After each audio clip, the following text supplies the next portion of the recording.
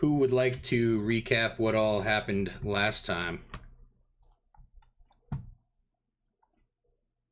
Guldu got Tara- attacked. Oh, I forgot, to be honest. No. Let's have Goldo explain. I'm pretty sure he remembers. We own a sheep. He got abducted by some pirates, and they tried to kill us with a demon statue, but I defeated it all alone. Now we are wait I on don't think that's how it destination. went. No, it's how it went. You shh. I tell the story. Seems pretty accurate. All right, so you guys woke up on the beach after your first day's journey. After being teleported into the world, you got spotted by this massive transport ship, and they landed and they came and talked to you guys and decided to give you a ride back to their homeland, which is where they were journeying back to, the place called the City of Chance. Captain Hicks was the leader of this vessel, and he decided to take you guys with him and let you crash in the cargo hold on this trip back, and you found the chest containing the stone cursed in it, and it attacked you guys, and you defeated it pretty handily. And we're on our way back to the city, and unless you guys wanted to kind of take a moment to talk to anybody else on the ship, then we're going to be kind of fast forwarding through time here, and we're going to be getting to the city. I already asked what I wanted this episode, so I'm good. Okay. Real quick, everyone is second level, right? Oh yeah, thank you for reminding me of that. We have to level up our good friend Vampire really quick, so I will do that, and then we will get into the game. Thank you for reminding me. Hell yeah. Jinx the brain. Big brain. Clutch. I'm So already level 2. everyone's level 2. Chad Supreme, if you are on the stream right now, if you can see the screen, let me know. Yeah, I can see. Cool. So you're currently level 1 Barbarian. If you go down to, let's see. Let me find it really quick. So if you go to this like settings thing on the character screen here, and then go to the launch level plus Charactermancer, then it will kind of guide you through leveling up your character if this is the way that you want to do it. So Sure. we'll just do it for you right now, and we can go through it, but then in the future you can do it yourself whenever I tell you guys that you've advanced a level. Okay, so I won't do it. I'll just like watch you do it. Yep, cool. Okay. Hey, David, welcome to the stream. You didn't miss anything. We just started. All right, so you're going up to level 2, which means you get 1 extra hit die worth of HP. So you can either take the average, which I think your hit die is a D10 or a D12. I'm not sure for a Barbarian. But you can either roll the die and you get whatever random number that is added to your max HP, or you can take the average, which is 7.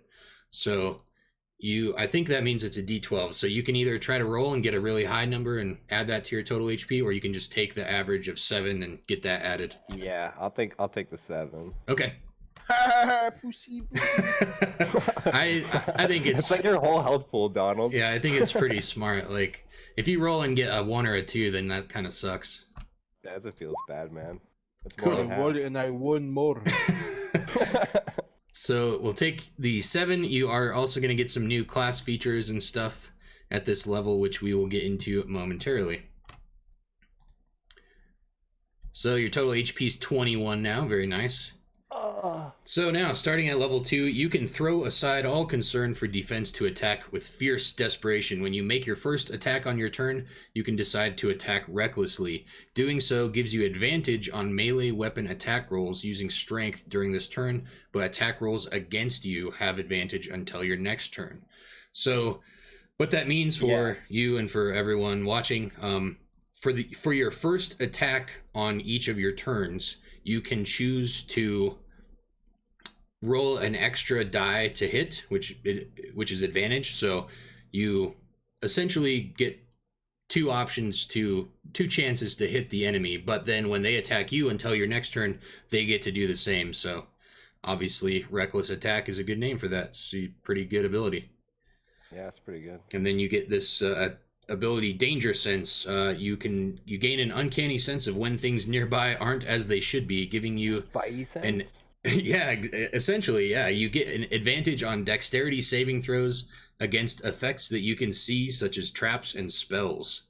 So if you can see something coming that you have to roll a dexterity throw to dodge, you get advantage on that. So that's really, really good. Most of the effects that will kind of make you have to dodge away from stuff are going to be dexterity rolls. So that's really good. That's awesome. So I get advantage on dexterity, and then reckless attack, I just choose to gain advantage, but then it makes anyone who attacks me that turn gain advantage. Exactly, yes. And you can only reckless attack on your first attack on your turn. Okay. So later, as you gain levels as a barbarian, you're going to get to attack like multiple times per turn. So that will only work on your first attack per turn. Okay, the first one. Got it. Cool. Awesome. So here's the kind of the recap. Before you leveled up, after you leveled up, nothing too much changed other than your HP, and then you got some new abilities. Most classes at level 3 get to choose like their specialization path, and that's the same for barbarians. So next level you'll get a little bit more exciting stuff, but some pretty good abilities for now, and that's it. Awesome. Easy as that. Reckless. So next time, whenever I let you guys know after a couple more sessions that you've reached level 3, you can just you should be able to just log on here and take care of that yourself as well. Sweet. Yeah, looks pretty simple. All right, everybody's all caught up on level 2, so we're gonna get started here. As our awesome party members here recapped everything, you guys got picked up by the ship. I think we were at the point, did any of you guys want to talk to anybody else before we get to the City of Chance? Essentially, we're just going to be fast traveling from now. Fast travel away. I don't mind. Push. Cool. I'm ready. So you have spent these last maybe week and a half, 2 weeks aboard the Man's Ruin, this ship captained by Captain Hicks.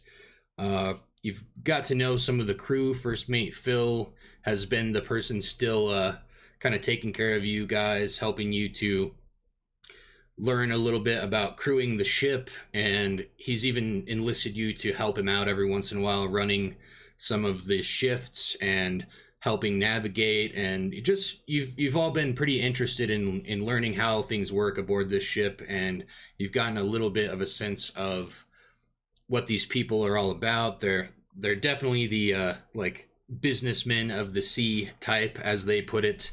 They're a pretty wild bunch, and they're all about these missions that they go on to secure cargo for the noble people of the City of Chance and bring it back to them in return for these rewards that they get. And they go to faraway exotic places and bring back crazy things for these noblemen of the city. And you have gotten this description of the City of Chance. It's this big city tucked into a valley inside of this volcanic island that is just surrounded by mountain peaks that are too tall for anyone to traverse. And it's this gigantic, essentially like a dormant volcano with this forested area that's grown into the center of the top of the volcanic mountain. And as you continue on this journey on the ship, you guys are starting to kind of almost like dream about this place. You've heard all of these sailors talking about how awesome this place is, and after 2 weeks on a boat, you're feeling like super cooped up, and you finally are getting close, and Captain Hicks, standing up on the top of the ship, is like watching over the horizon with his spyglass and screams like, "Get ready for land, men. We're pulling into port in half a day." And he sees the island far off in the horizon, everybody is starting to rig up and get ready to move the cargo onto the mainland and get the ship ready for port. And you guys do the same. You help out First Mate Phil kind of get everything ready, and he's by now you guys have known where everything's at on the ship, and you gather up your belongings and you're just waiting to get there. And you see, let's see, I'll just go with the overhead view here if we can do that. Let me get rid of the ship. It's going to take me a second to get used to switching to all the different screens here. So this island, I've created this map. I hope you guys enjoy it, everyone on the stream and players.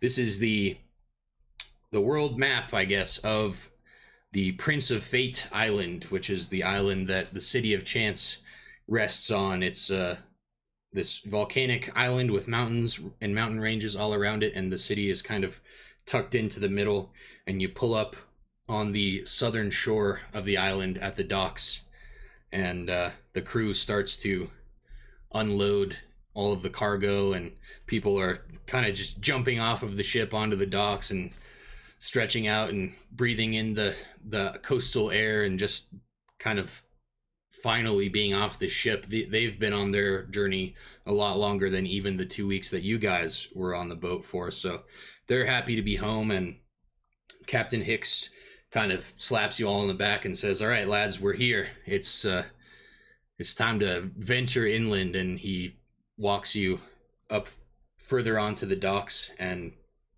there's this big watchtower, and it's sitting at the kind of the foothills of these massive mountains that are surrounding the island. And it looks from the docks, it looks like this dock is just at the base of an impassable wall of stone, and it just stretches all the way around this kind of medium-sized island. It's not quite like a continent sized. It's just this lone island that was just out in the middle of this ocean, and there's this watchtower, and you can see from the docks, which is a couple hundred yards away, this watchtower is manned with some intricately armored guards that appear to be of various humanoid races. There's a human guard with a crossbow perched up that's kind of a little bit more alert and excited now that a ship has arrived. You get the sense that there's not really any other watercraft around here, that docking at this place is not very common. And there's a large dragonborn guard in this same really ornate armor standing at the bottom of this watchtower, and he's been kind of leaned up, perched against the bottom here for a while, and he sees you all jump off the ship onto the docks, and he kind of comes over and begins approaching you. And Captain Hicks takes the lead and kind of perks up a little bit and gets his posture ready and makes himself look a little bit more formal, and he motions for you guys to follow him, and he goes up and stands in front of this dragonborn man. And Hicks says, Captain Phillips of the guard, hello. And the captain of the guard kind of stares at you all very intently and says, wow, you have some new crew, it seems, that you've picked up along your journeys. I take it your voyage to the Ashlands was a good one. And Hicks says, well, of course, we always complete our missions. We're ready to go back and turn in for a while and hopefully not have to embark for quite some time and enjoy our rewards this time. And our new friends will hopefully be doing the same. And the captain of the guard turns and sees Chad. Obviously, he notices another of his kind, and he turns to you, Chad, and this is a dragonborn. He's covered in this plate armor, and you can see a massive two-handed greatsword that's kind of strapped on his back, and he looks to be a similar type of dragon as you. He's a white dragonborn with these massive horns and a just crushingly huge tail, but he is at least another head taller than you, and he's just this beast of a man. And he kind of stares over at you, Chad, and says, you might be the first of our kind I've seen come to Prince of Fate Island in many years. welcome. It's rare to see another dragon around here. Whoa. I thought I was the only one here. Huh.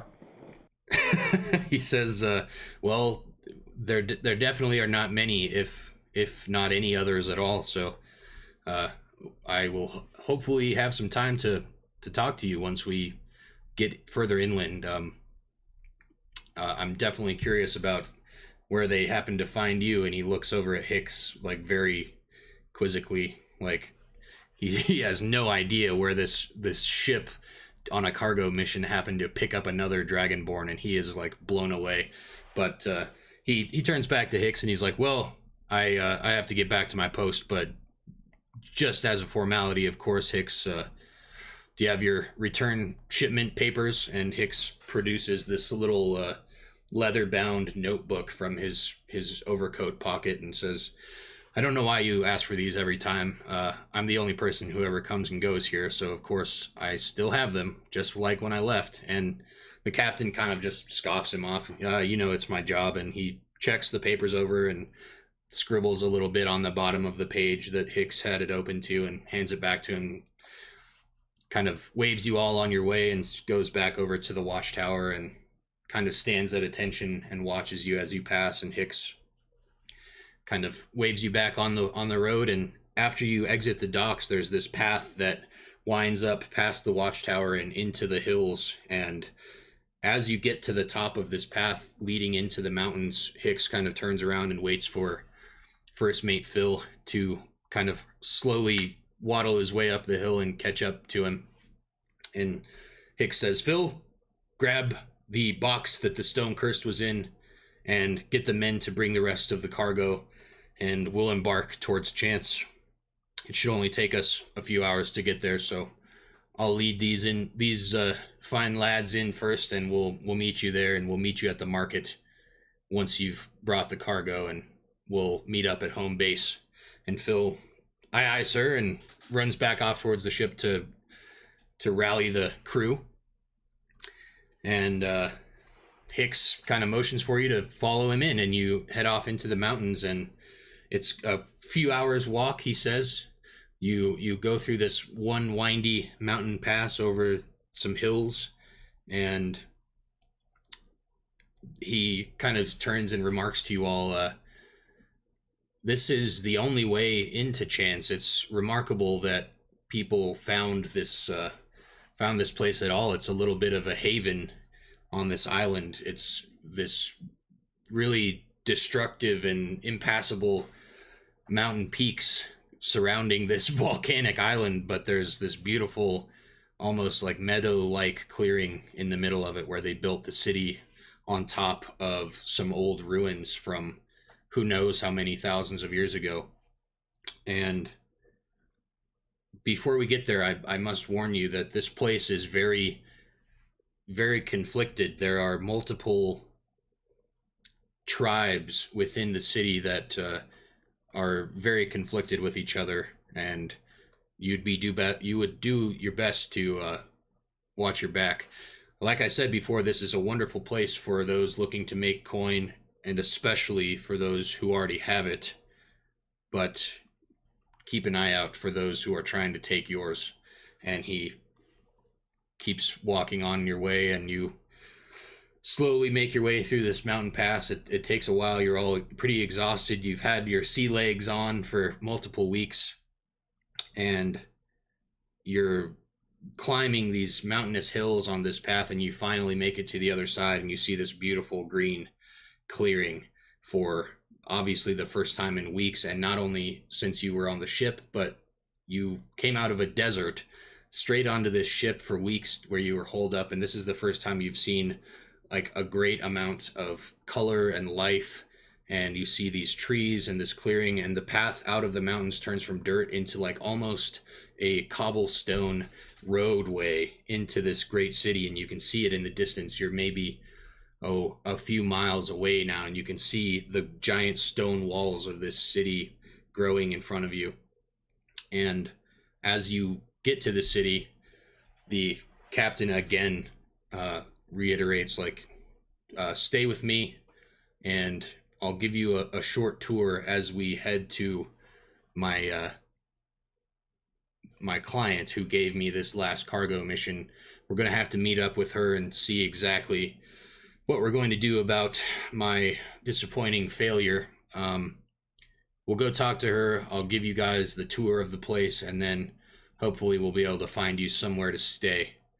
And as you get to the city gates, it's this giant stone wall, and there's another watchtower, much like the one that you met the captain of the guard at before. And there's another couple of guards with some crossbows posted up in the top, and Hicks kind of pulls out that leather paperwork from his jacket and just waves it at him, and the guards wave him on through the gates. The gates are open. It's like a giant portcullis type of a gate, but it's open. It's a nice sunny day out on this like grassy plains, and it doesn't seem like there's really any danger of wildlife or attacking troops. If there was any sort of a raid or ambush from anywhere around, the guards would be able to see it for miles out on this open plains in this clearing coming down from the foothills of these mountains.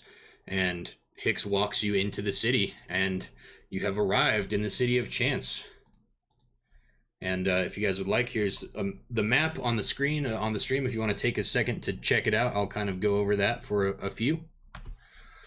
And give you guys a second. I've been just talking my head off here. I apologize. There's a lot of exposition in this episode, but I promise we are going to get into the more sandboxy, open world type of gameplay here in not too long. There's just a little bit of talking left.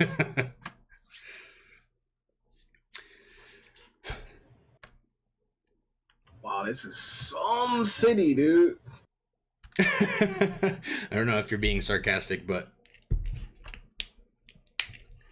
Nah, that's Daryl being amazed. okay, cool. So this is the map of the city of Chance. Right at the bottom on the southern part of the map, as you can see, there's these towers. This is kind of directly inside the gates. This, just consider this aerial view like a little bit zoomed in, so you can't see the city, the stone walls. This is all what's contained inside the walls of the city.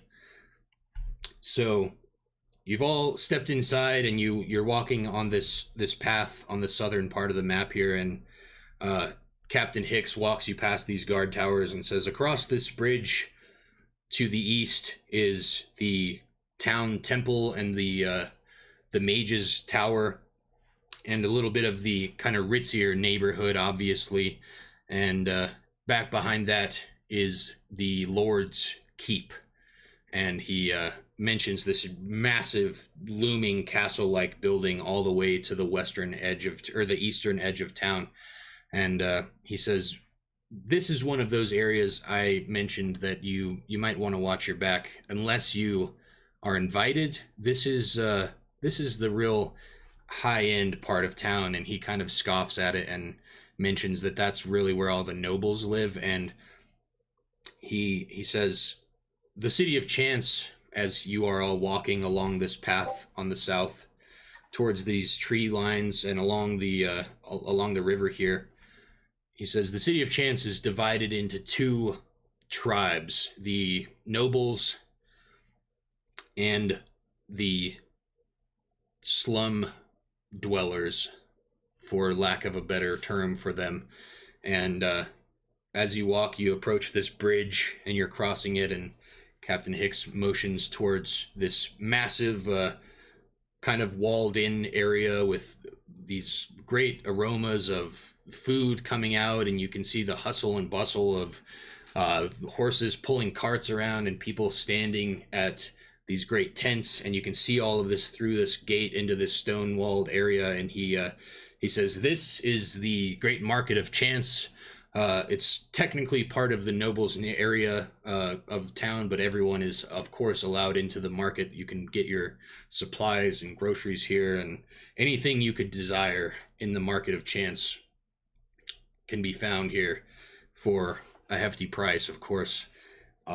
This town is all about its economy, and it's thriving, and luckily, this place is one of the only places we've found in all of our travels that has an actual lively trade in a market. And he passes by the market, and you're continuing on your path, and he says, we'll meet up with First Mate Phil back at the market later, but for now we have to go talk to Lady Rosiel, who is essentially my boss for now. I don't like to think of it that way, but more or less we work for her. What she says goes. Like I said, this town is split into two groups, and essentially the town leader of the noble group is a woman by the name of Lady Rosiel. She manages everything that happens in the nicer parts of town and keeps the trade going, keeps people in order, and she's the one who gives the crew of the Man's Ruin our missions to go out and retrieve things for her friends in the noble community who have the coin to pay for these exotic items.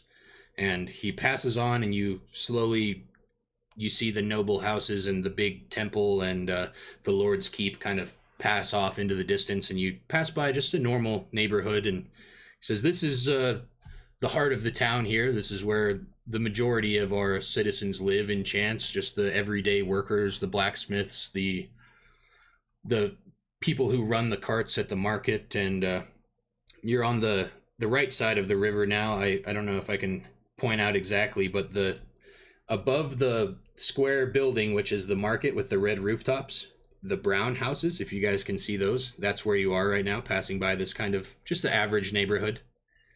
And you're making this great circle around the inner part of the town, and Hicks is slowly leading you into like worse and worse parts of the town. And he says, Lady Rosiel unfortunately has to make her way out of the finer parts of the town into the slums every once in a while. Welcome to the stream, Scrumpox. Love the name.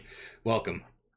And he is passing through this kind of middle income neighborhood, and you're heading across another small bridge, and you get into this part of town where the ground by the river just starts to turn into this muddy pit, and you walk past this another kind of fenced in area, and the gates of this area are made entirely out of this giant spiked wood.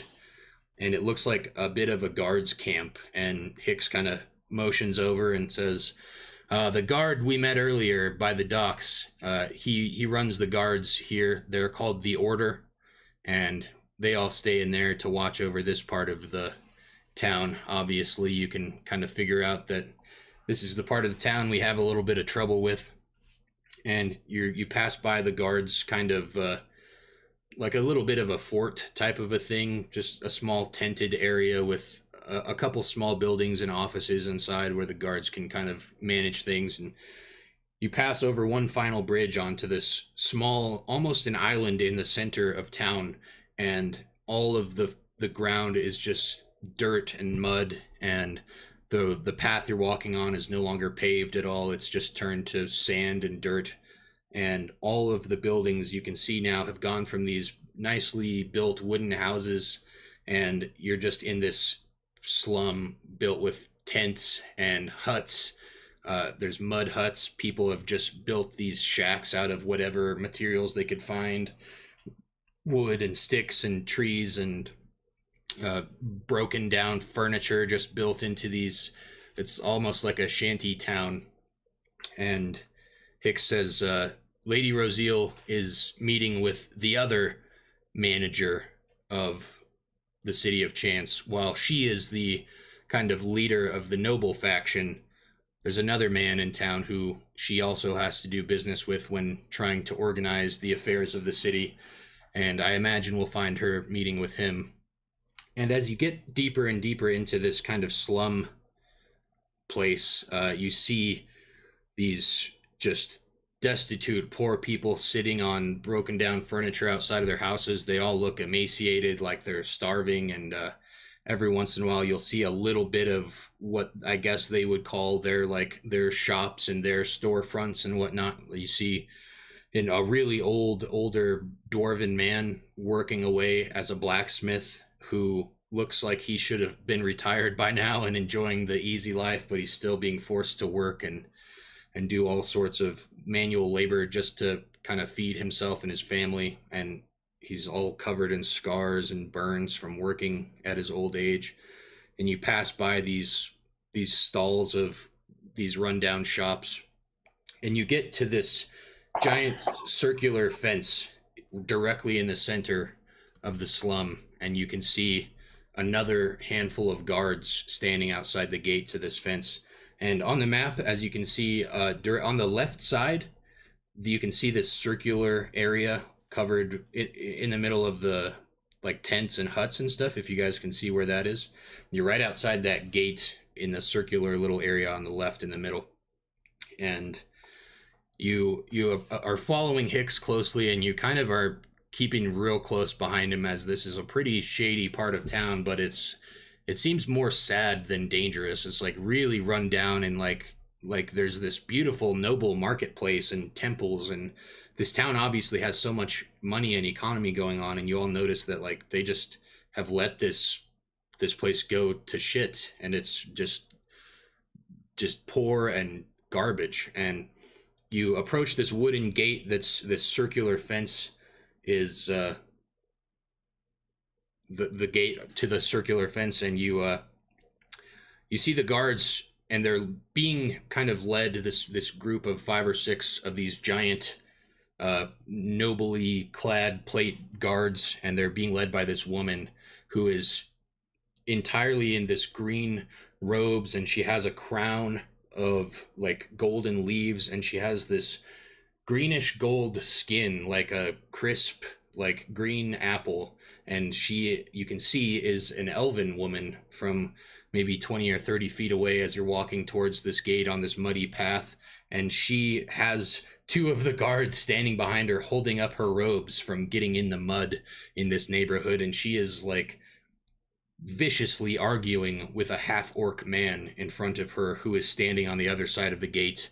And the gate is open, but he's standing inside this circular fenced-in area, and she is screaming at him, and you can see him, he just looks absolutely bothered to be talking to this woman, and he's kind of like paying half attention to her at all. He's not being bothered by her screaming. He just kind of is blankly staring like, when is this lady going to leave me alone? And as you approach, Hicks motions for you all to stop about 10 feet away from this conversation where the lady is just yelling at this orc man.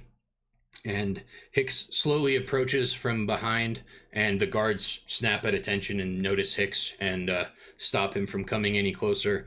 And the elven woman, has not even noticed this happening. She is still just kind of rattling off at this half-orc, and Hicks slowly excuse me, ma'am. And Lady Rosiel snaps around and notices Hicks, and Hicks says, Lady, your ladiness, Lady Rosiel, I have returned. And you instantly see Captain Hicks, who's been this charismatic, wonderful, open, and like boisterous character. He is just like this kind of slumped over mess, and he's nervous, and he can't speak right, and he's saying all this silly stuff, and he seems very, very scared of this woman.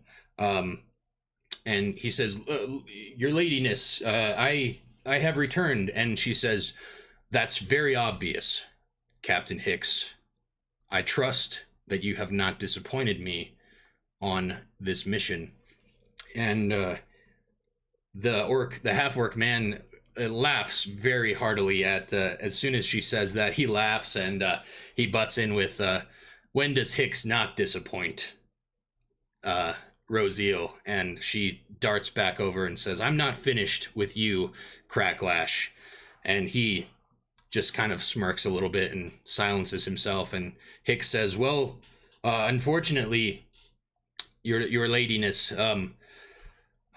we ran into some trouble. We found this party of survivors, and on the way back from the Ashlands, we were successful in recovering the artifact, but something happened, and it came to life on our voyage, and it attacked our survivor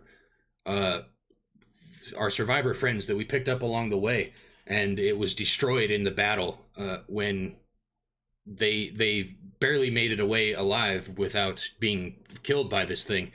And Rosiel just almost turns red with anger and says, do you have any idea how much the noble council was willing to pay to have that as part of their collection? And Hicks, just all the color drains from his face, and he says, yes, I understand. There has to be some way that I can make this up to you. I can go back to the Ashlands. We can find another Stonecurse. And she says, there's no time for that. The ceremony is almost upon us. And she says, there is one way you can repay me without me having to take your life for this transgression and failure.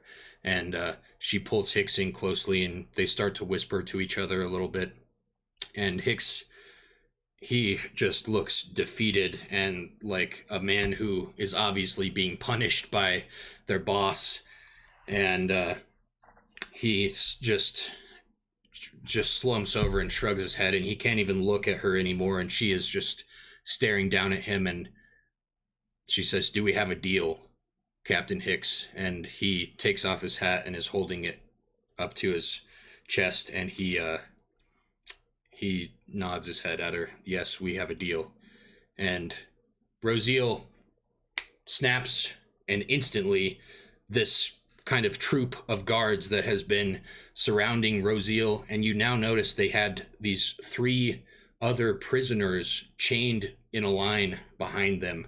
They instantly come and grab the 4 of you. And before you have time to react, these gigantic men in plate armor have tied you to the other 3 prisoners, and now you're all bound in these iron cuffs. And Excuse me. they are being extremely violent with you. And doing the same. as soon as you speak, they smack all of you. And Rosiel says, Ow. you are now property of the noble council of the city of Absolute Chance. And Bullshit, I am. you, Chat ain't no problem.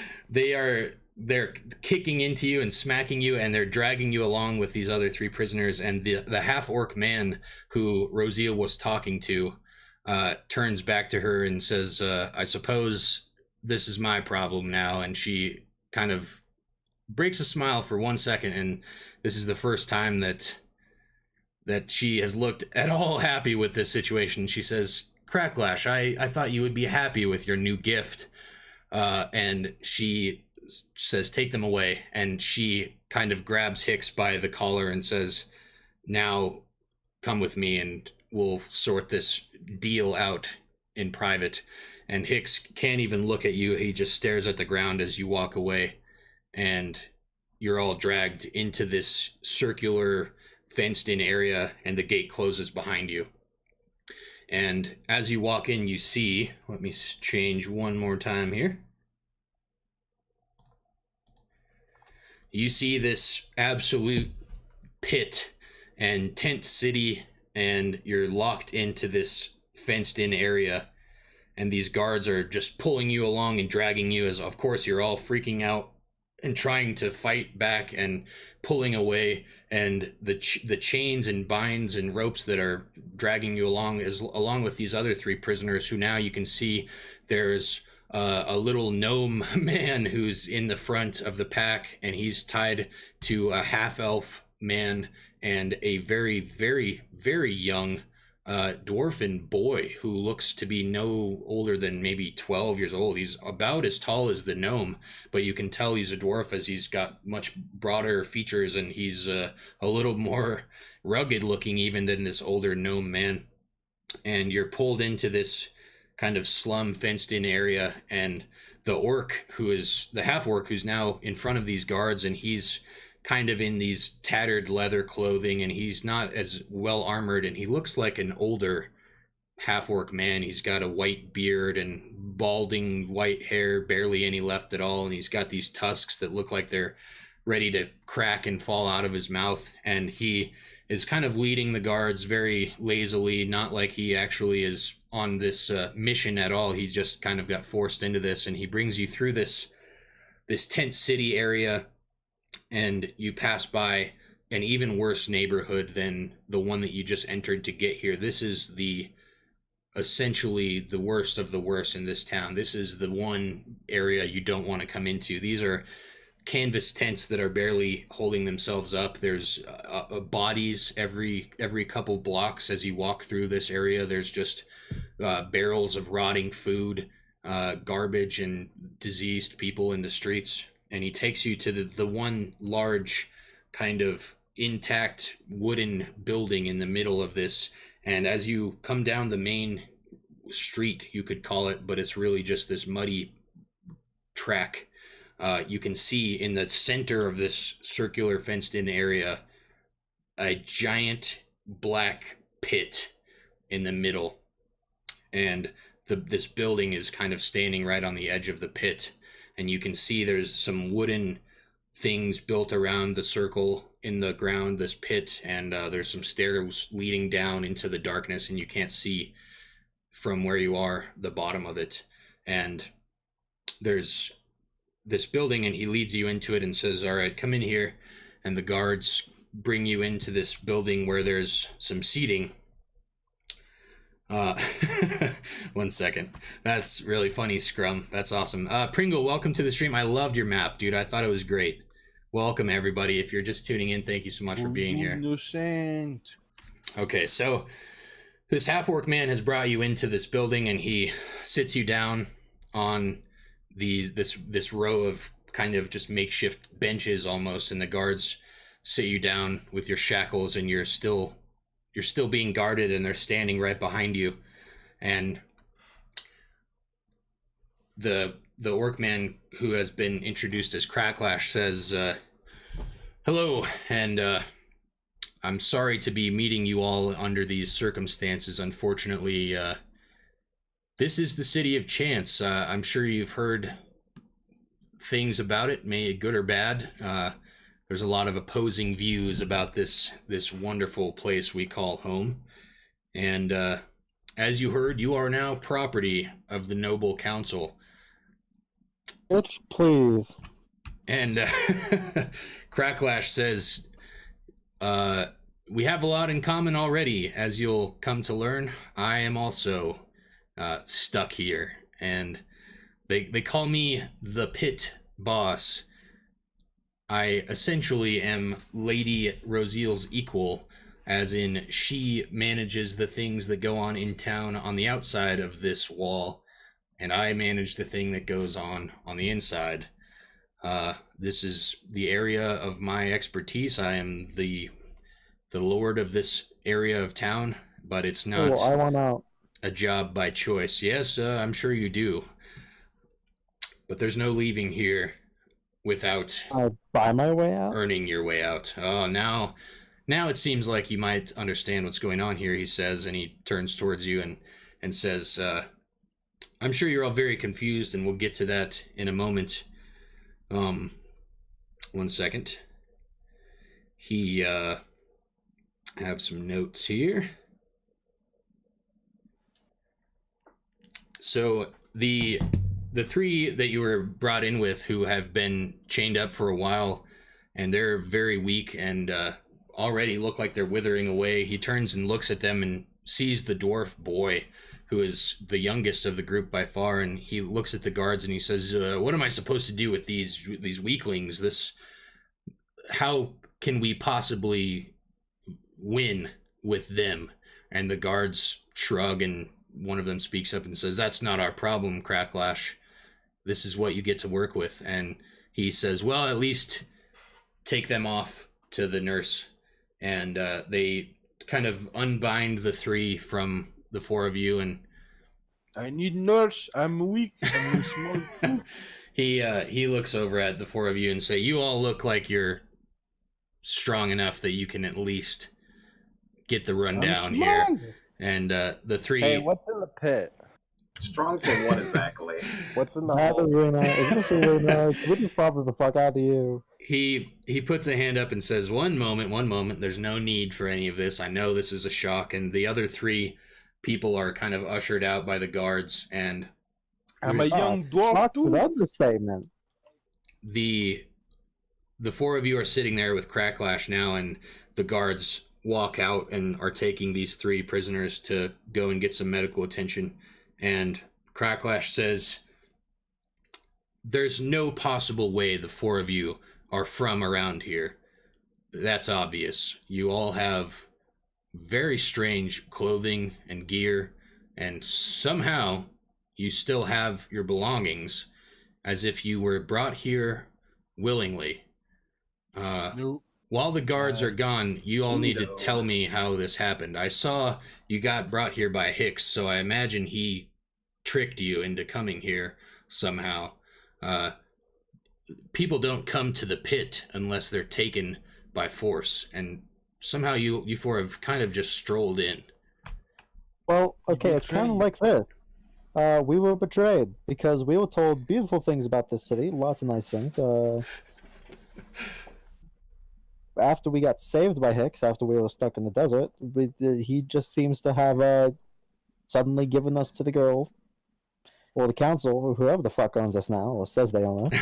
And Go do spit on the ground and curse the elf. So we were brought. We weren't tricked until we were betrayed. But I mean, otherwise. So he, Cracklash, kind of is very astonished at what you said. He said, "You mean to say that you four were in the desert? That cannot be right." And he's taken aback for a second. And he says, "Well, it's not unlike Hicks to betray someone. Of course, he cares about nothing other than himself and making sure that he's on the good graces of Lady Rosiel and the noble council." It doesn't seem like he's good at doing that. He takes a moment and says, "If you four were in the desert, how did Hicks find you? He was on a mission to the Ashlands." Well, he saw our fire from the night when we were sitting on the beach because, water desert beach is better than non-water desert beach. And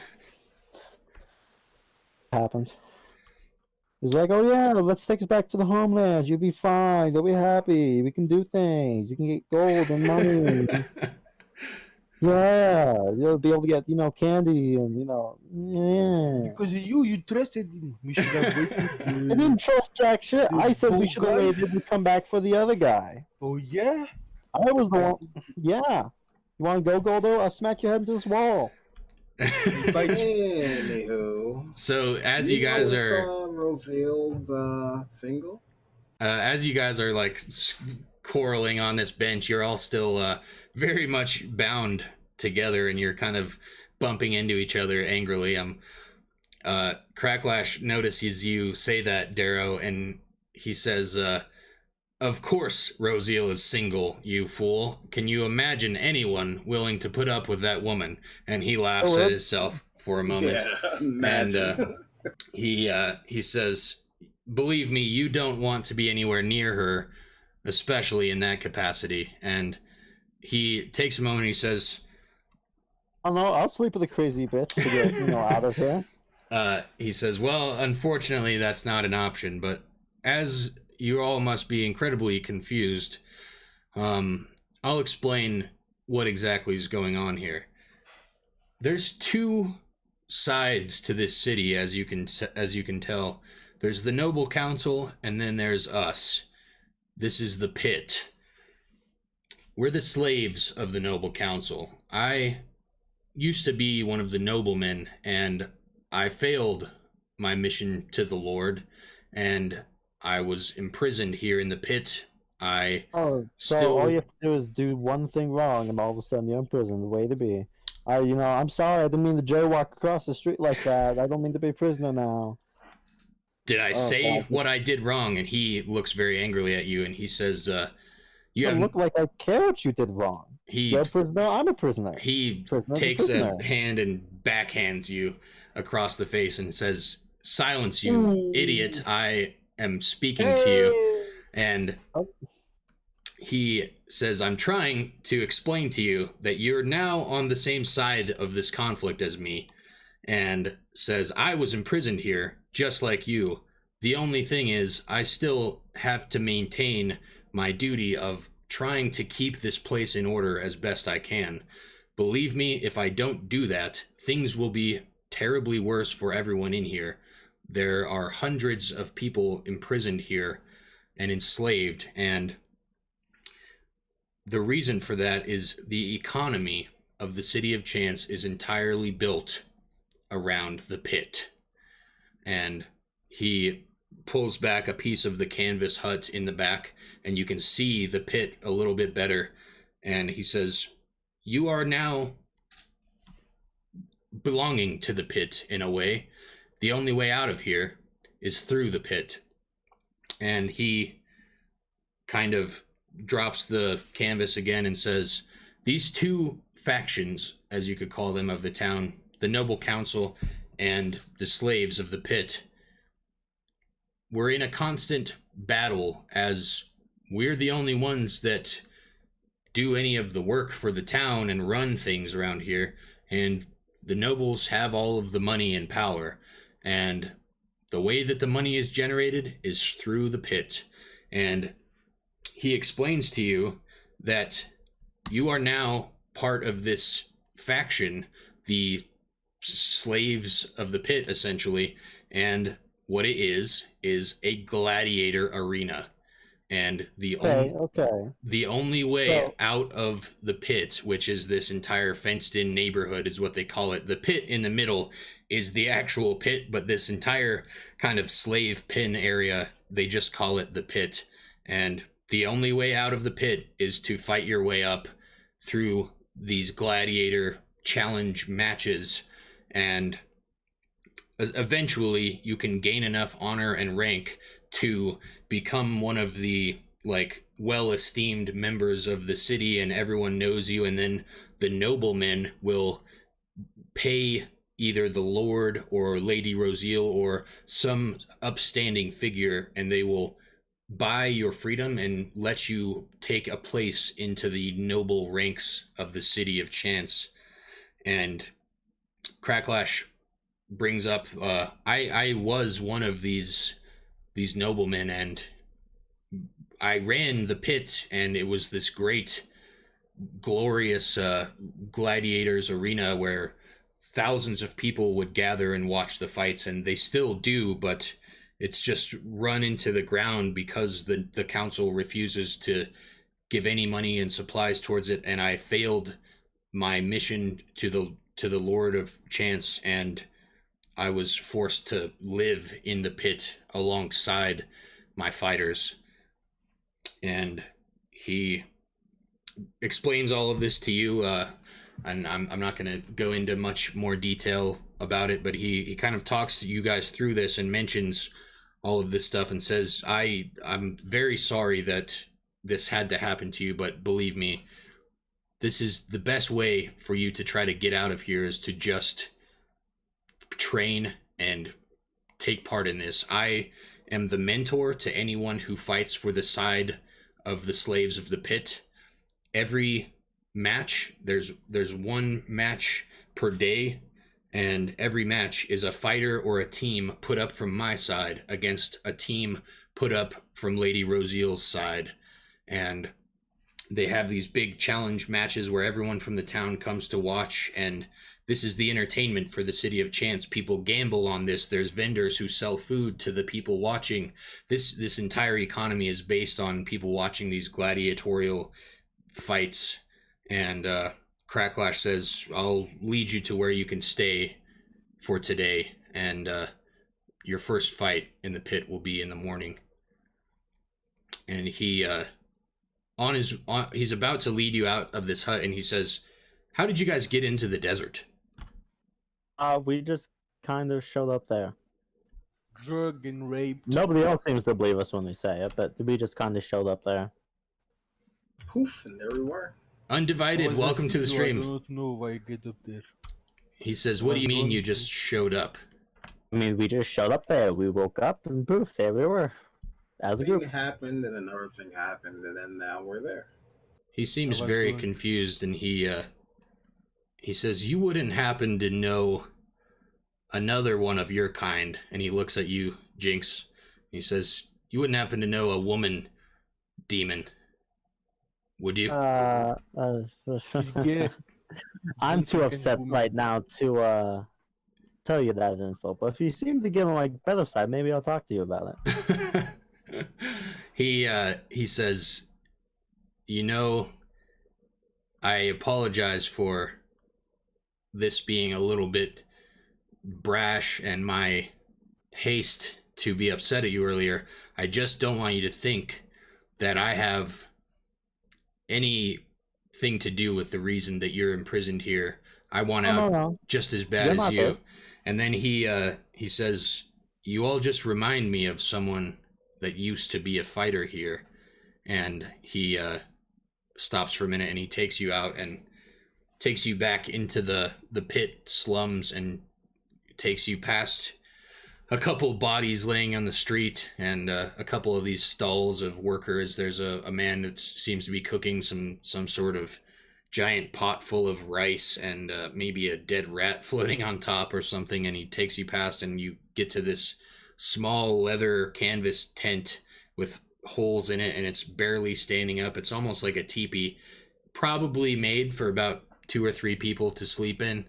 And he takes you inside and says, "This consider this your castle while you're in the pit. You'll be staying here. Just down the street is the nurses' station. This is where people go to get patched up after their fights.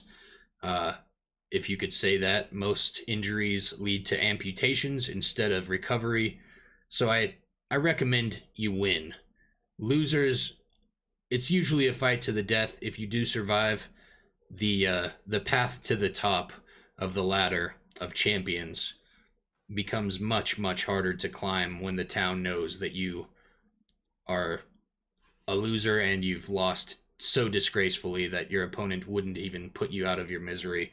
And he kind of points out that where the nurse's station is at and mentions the location of a couple other friendly merchants throughout the pit and says, "We don't have anything of value here. There's no wonderful armor and magical weapons you have, but if you need a blade sharpened or you need someone to patch up a little bit of your leather armor, we can make do with what we have. There's some food and a place to sleep, but don't ask for much more. The only way we ever get supplies in the pit is when our team is winning, and when we win a special match that happens every few weeks. The town needs to get more of an audience, so they'll do these big feature matches where a team doesn't fight the other team, but they fight wild animals or a trap or some wild, challenging, extreme event. And if we happen to get lucky enough to not lose our fighter against these challenges, then sometimes the nobles will gift us with a little bit of extra food and supplies, enough to make it just to the next challenge event." And he looks pissed off. Like, he was already upset that he had to deal with Lady Rosiel at all today, and now he's got new recruits that he has to train. He's got this entire slum that he has to try to help, and he's constantly running all over the place trying to help people and tell them what to do and how to do things and help people not die and help the nurse hold people down while they're chopping someone's leg off. And he's just like pulled all over the place, and he's like, "I've got to get back. You can stay here, wander wherever you want. Be back at my tent first thing in the morning for your fight. You don't want to miss it." And he takes off and leaves you at your new base of operations. Straight. So, sorry that I just had to talk at you guys for like an hour. I apologize. I know that was a lot of exposition and stuff, but we got through it. We're now at the point where you guys are citizens of the pit. You can wander around, do whatever you want in this area, talk to people. The next morning after you've arrived here will be your first fight in the arena called the pit. But until then, you guys are free to kind of figure stuff out, talk to people, do whatever you want. Are we chained? He let you out of your binding. Sorry.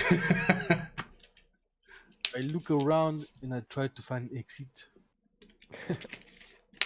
So the this entire pit area is surrounded by these 30 feet tall wooden spikes, and it's this entire area, probably about the size of maybe like 10 or 15 city blocks in a circular area, and it's covered in these 30 feet high fences with the order guards in watchtowers posted up around it. And you look around the fence line and you can see that the only way out is through that portcullis gate that you came in when the guards brought you in.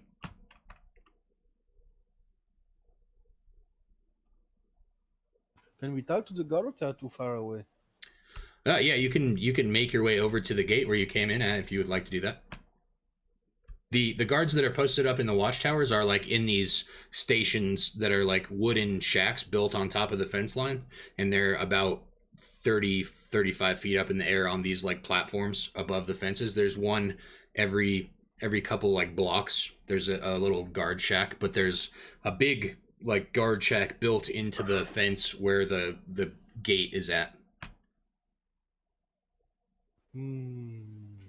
But they have light at night? You can see there's like some really shitty makeshift torches, and they're just like a wooden torch that's stuck into the ground every once in a while with some like hay sticking out of the top of it that they come around and light every night. We do have a plan. Can we climb the wall or not? Actually, yeah, I have a plan too, but my plan's a bit more chaotic. Yeah, you guys go I ahead have a and plan as well. dude. It involves, you know, What do we do? Team. I'm going to We burn can the make city a down to the distraction. ground. We can well, make it seems distraction like and climb wall. Cracklash is an upstandish type of guy. He seemed pretty No, he's awful. not. He's like corralling us. Don't let him fool you. We trusted what's his name, Captain guy that I'm gonna shank next time I You- see him. Use Trust your the brain, captain not guy. your penises. You I did not trust the captain. You told him I- everything. Everything because you know I've never even lied to somebody. I mean, Tried to Thank you for the lie. follow, You Scrum. told him I appreciate it everything. very Yeah, much. Thank no you. reason to try and Unionize the lie. pit fighters. There's every reason to lie. Yeah. yeah, we have nothing to There's hide. everything I to have hide. things to hide. We do have Okay, Golda, secrets. you have things to hide. You have everything to hide. You're just a shifty person in general. No, you. One thing that I'm Try gonna to I'm climb gonna the wall butt to in and see say if I here, can you guys. get, I'm not going to railroad you at all from this point out. You can essentially try to do whatever you want. However, as Cracklash mentioned, the easiest way out, and believe me, he emphasized this, the easiest way out of the pit is through the pit. And the only other thing I'm gonna say is you guys definitely should start learning how to work together as a team, or people will die. I'm not gonna railroad you guys, and dangerous things can happen in this area, and a person on their own is not a match for these guards. You can tell they're all very well equipped, and they're backed by the nobles of this city. They're all substantially more well armed and practiced than anyone that you can see in the pit. And just a word of advice, and from now on you guys are on your own. Try to see if I can climb the wall. Like get the ending, you know? Well, It's, what do you mean? Can I climb the wall or it is like too... You can certainly try. What would you like to do? Explain your actions, and we can see how you do. I just want to see if I can climb the wall, you know? Like not to climb right now, but just see if I can get a grip. Oh, okay. So you can make, I guess, an investigation check. Roll investigation check when you kind of walk towards the nearest section of this wall, and you roll an investigation check. Yeah. If I have proficiency, is it 3? Your proficiency bonus, let me see, it should say on your character sheet. I think it's +2. Hang on. I think I have +3 because I took it. Yeah. Your I proficiency bonus is +2. Your investigation is +3 because you're proficient in it. Yeah. Okay. And you have +1 intelligence. So what did you roll? You rolled a 10. 10. So you get close to this wall, which is essentially just this fence made of these wooden logs that are all strapped together and bound and hammered in, like essentially like this 30-foot tall fence that the logs are chiseled at the top into spikes. And you can see that there's nothing preventing you from like trying to climb the wall, but there's not really anywhere to grab onto. It's just these round logs. Can I stab my dagger to like Spider-Man? You can certainly try. What Let's does see. it acrobacy? Roll and let me see. Would that be acrobatics or athletics? I think it'd be acrobatics because it's like Yeah, it'd be quite acrobatic. that's quite a crazy thing to try to do. So yeah, roll an acrobatics check if you would. 8. Okay, so you stab. You have 2 long swords or 2 short swords, right? Yeah, 2 dagger. 2 daggers. Okay, so you stick your first dagger into this log, and it's very solid. The dagger sticks in maybe 3 or 4 inches into it, and you get a good grip into it, and you pull yourself up with one arm and slam the other dagger into the side, and you do this 2-3 times. You're climbing up. You're a pretty short guy, so you're hanging right about at Chad's eye level, and you are slammed into the ground by this wave of force. And Chad and you both look up, and Chad has been kind of just like drifting his gaze off into the sky this entire time, just amazed at how he even got into this situation. And you can see one of the guards at the guard tower has just finished like pointing some sort of rod at you, and you're slammed into the ground, and you are like out of breath for a second, and you get back up, and your daggers have fallen out of the wood and onto the ground. Nice job, Goldu. Goldu, no, it's in time. You have to wait the night. Start a fire. I don't think this fire is enough in here as I can see you. Oh no, no. Water supply. point You of- cannot... The point of the fire is to light this entire city on fire and escape. You know, that way.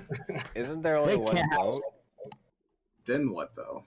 Say escape. We have no shit. I didn't say escape the island. I There said is still a escape the ship pit. in the port. And you know to drive the ship, right? Right? You have right? somebody who knows Is how to drive a Cracklash ship. anywhere around? Can I go talk Fuck to Cracklash? Cracklash. No, don't talk to me. Ah, screw Cracklash. Screw that guy. Cracklash has the information we need. Jinx is just What? upset right now. What Jinx doesn't care. Yeah, what for information? Talk. We need to know more about what's going on.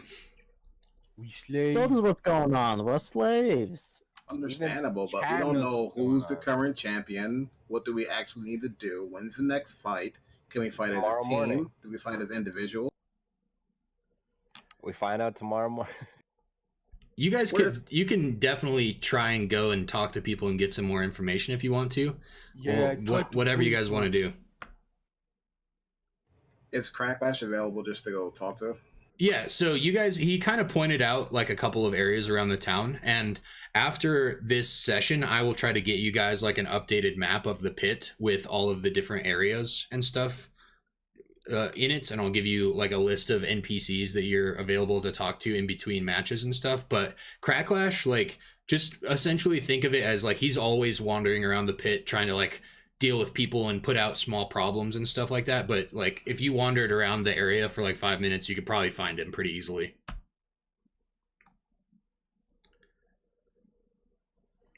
I'm glad you're excited, I Chad. climb on Chad and I start to Hey, what look are you doing? around. Shh, baby, it's okay. We're gonna win the fight, you and me.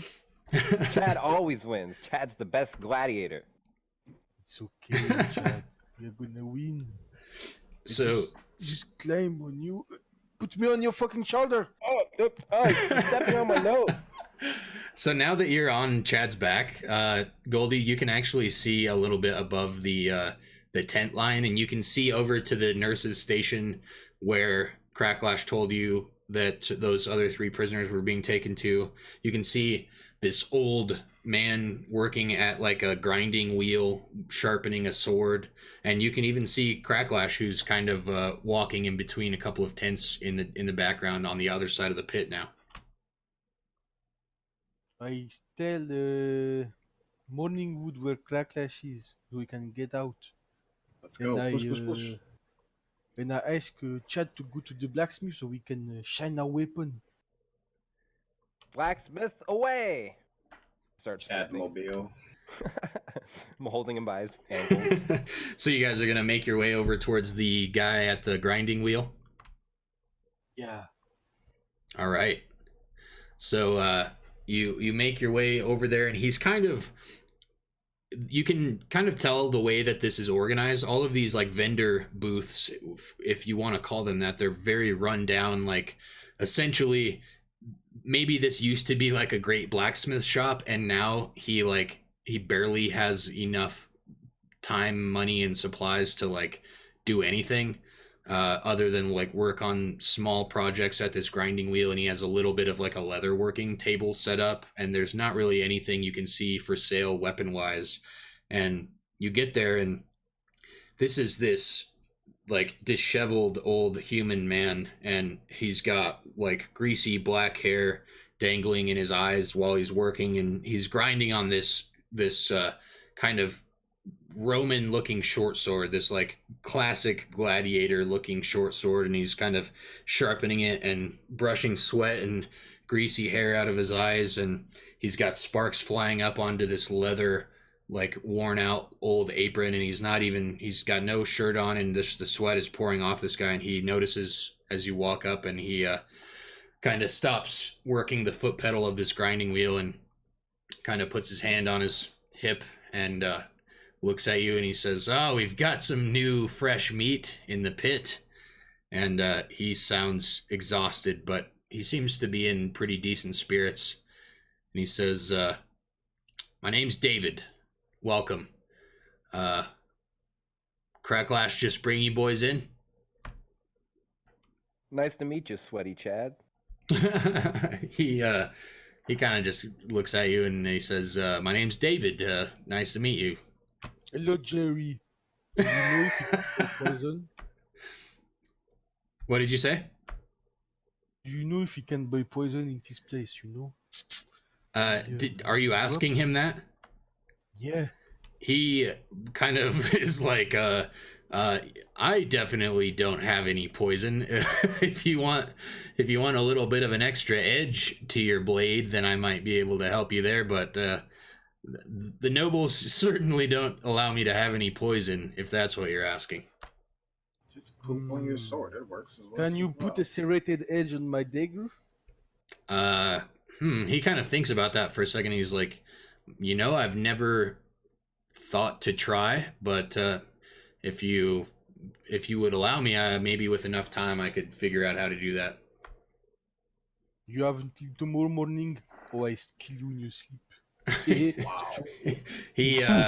He just laughs at that, and he kind of thinks about just going back to grinding the short sword, and says, if you want to leave a dagger with me and give me maybe about a week, I could try to work something up for you, small fry. David, this guy is named after you. Absolutely, yeah. Give him 1 dagger and 1 gold piece. He laughs, and he says, you can keep the gold. It's essentially worthless here. And he flips it back to you, and he says, however, if you guys happen upon any extra food or working materials, I would greatly appreciate it. And he flips the dagger up onto the leather bench that he has sitting next to his grinding wheel. and he kind of sets it there, and he says, I'll see what I can do with that. What's everyone's names? One Give him ration. rations. Yeah, give him one ration. You have Yeah, your 10. rations still? Yeah, I have 10 ration. Okay. I can give you one. He appreciates that a lot, and he grabs it, and he like unwraps the little wrapped up ration, and he's like, be careful with this. If anyone else sees that you guys are just carrying around supplies, you're dead. And I'd love to see them kill people. he says, calm down, man. I'm not threatening you. I'm just letting you know. Keep an eye out. These people are not like criminal people. They're your fellow slaves, and they're starving to death here. So just be careful where you show everyone that you're packing some serious supplies here. And he wraps up his rations and tucks it inside the pouch of his blacksmith's apron. And he says, well, good luck in your first fight. I imagine it's going to be in the next few days. Come back to me after you've gained a little bit of rank in the organization here, and maybe we'll be able to help you guys out a little bit. And he says, and I'll work on this dagger when I get some time. Well, when I ask him if he's only the blacksmith here, Is he the only blacksmith here? Is that what you said? yeah, You ask him, and he says, there may be other blacksmiths by trade, but there's no other actual workshop space here. The supplies are limited by the nobles. Anything that comes into the town is regulated by them, and they only allow us this one grinding wheel and some simple tools and hammers. No forges or anything that really would be worth another blacksmith setting up shop. does every fighter come to you for weapon? Well, anyone that's a slave of the pit pretty much doesn't have any other choice. There are gladiators from outside the walls who fight for the noble council side of the fight, and you'll see when you face one, they have a little bit better gear. So who's actually worth worrying about here? There's a lot of ragged people here that we don't tend to need to worry about. He laughs and he says, well, as you'll see, most of the people in the pit are just unfortunate souls like yourself that have been tossed in here down on their luck, and they're just trying to survive. Most of them who are just emaciated and ruined, and many of them have lost their own fights and just given up on even the chance of making it out of here. Occasionally you'll run into another fighter who's trying to climb the ladder. Most lose in the long run. Even if you get good at fighting and you train with Cracklash and you work your way up the ladder, you'll get to a challenge event and they'll throw a goddamn elephant at you, and there's no hope for many. So there's Dad not. eats elephants for breakfast. Don't worry about that. He laughs and he says, I'm not surprised, Dragon Man. And he just looks down for a second. He says, there's not many to worry about inside the pit until you get inside the pit, and then everyone is to be worried about. Never let your guard down when you get in there. It's the end of many souls' lives, and you would do well to keep your guard up no matter who it seems the enemy is in the pit. Are there any friends that we should be making in the slums? Are there any cool chads around? He says, the first and only person I would make sure I stay on the good side of is Cracklash. You are not going to get to the top without him. He'll show you how to fight. He was a champion in his day. He's a bit older now and has lost a bit of his legacy to the common folk who don't remember the peak of the arena, but he can help you survive here, and he can show you a little bit of the area. And I would also get in kindly with anyone else who seems to be doing well and can have their own rations and supplies. You don't want to make an enemy of anyone else who is doing as well as you. All right, Jerry. I think we'll be on our way. Yeah. Before they leave, Okay. Jinx will give the blacksmith the leather pouch he got earlier. It Okay. really look like you could use this more than I could. He is taken aback a little bit, and he says, "You remind me of another one of your kind that came through here a while back. I appreciate the kind gesture." And he takes the leather pouch and he picks it up and holds it up into the little bit of light that is kind of left, and he's inspecting it. He kind of like takes one of the seams, like the stitching of the pouch that's started to come undone a little bit, and he kind of rubs his hand over it and he says, you know, I might be able to make use of this. Thank you. What was your name? My name is Jinx.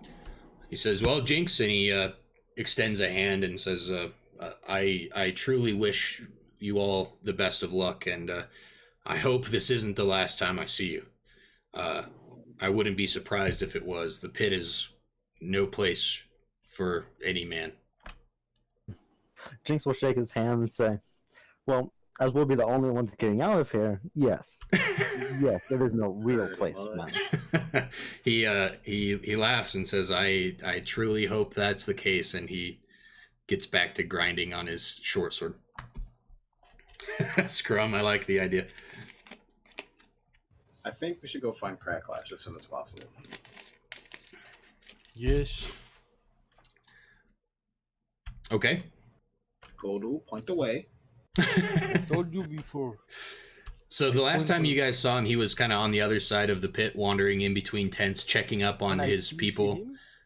You can check around if you want to roll an investigation check.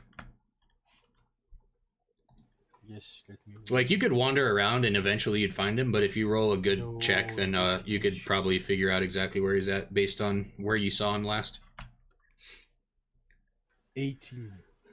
All right, 18. So you realize, like, this is not a very big place. You saw him a couple tents away from this from David's blacksmith hut, and you realize, like, if he was still going in between tents for the last few minutes since you last saw him, you probably could figure out he was only a couple tents away. So you kind of make your way over, and you pass by this stake held up, these like sheets that are held up by these stakes, and it's like the size of 2 or 3 of the normal little canvas hut tents here, and you just hear this screaming coming from inside these tents, and it's like white sheets strung over just tent poles, and they're just like blowing in the little bit of the breeze, and it's just like these dirty white sheets held up, and you just hear like just vile screaming, and you hear the sound of a little bit of a struggle as you walk past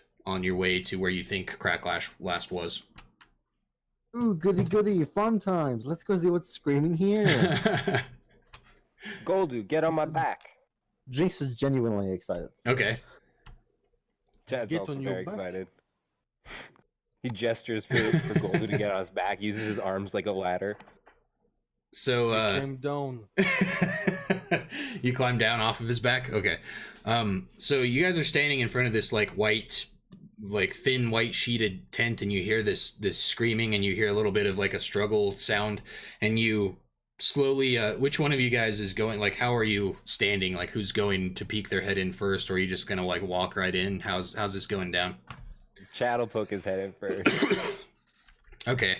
So Chad, like, you are almost as tall as this tent, like if not equal height, and you poke your head in, and from the inside, like, imagine the camera cuts to the inside of this tent, and Chad, what you see is this stretcher with a like kind of middle-aged, like half-elf man, and he's laying on this stretcher, and he's bound with leather belts and strapped to the stretcher, and there's an old dwarf woman standing next to him trying to push him down with an elbow, and she is sawing off his leg and he is screaming, and his mouth is gagged with like a belt and a sock, and he still is shrieking so loud that it's getting through this gag. And the woman is trying to like both handle this and like amputate his leg at the same time, and she looks over as Chad peeks his head in, and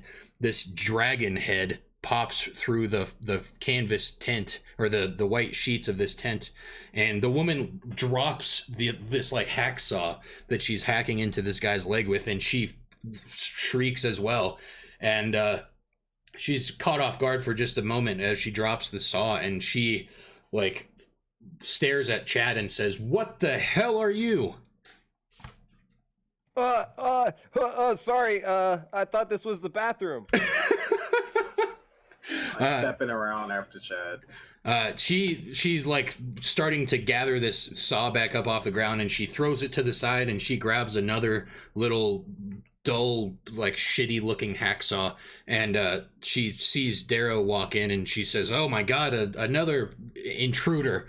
Welcome to hell." And she just like slowly like tries to put more pressure on this guy, and she's like bandaging up this leg and trying to wrap it and put more pressure on the leg and put this tourniquet on, or whatever you call it. Like she's tying off this guy's leg, and she says, "Get in here and help if you're gonna bother me. I need assistance with this." Chad, why don't you numb this guy's leg with your cold breath? All right. Chad freezes the wrong leg.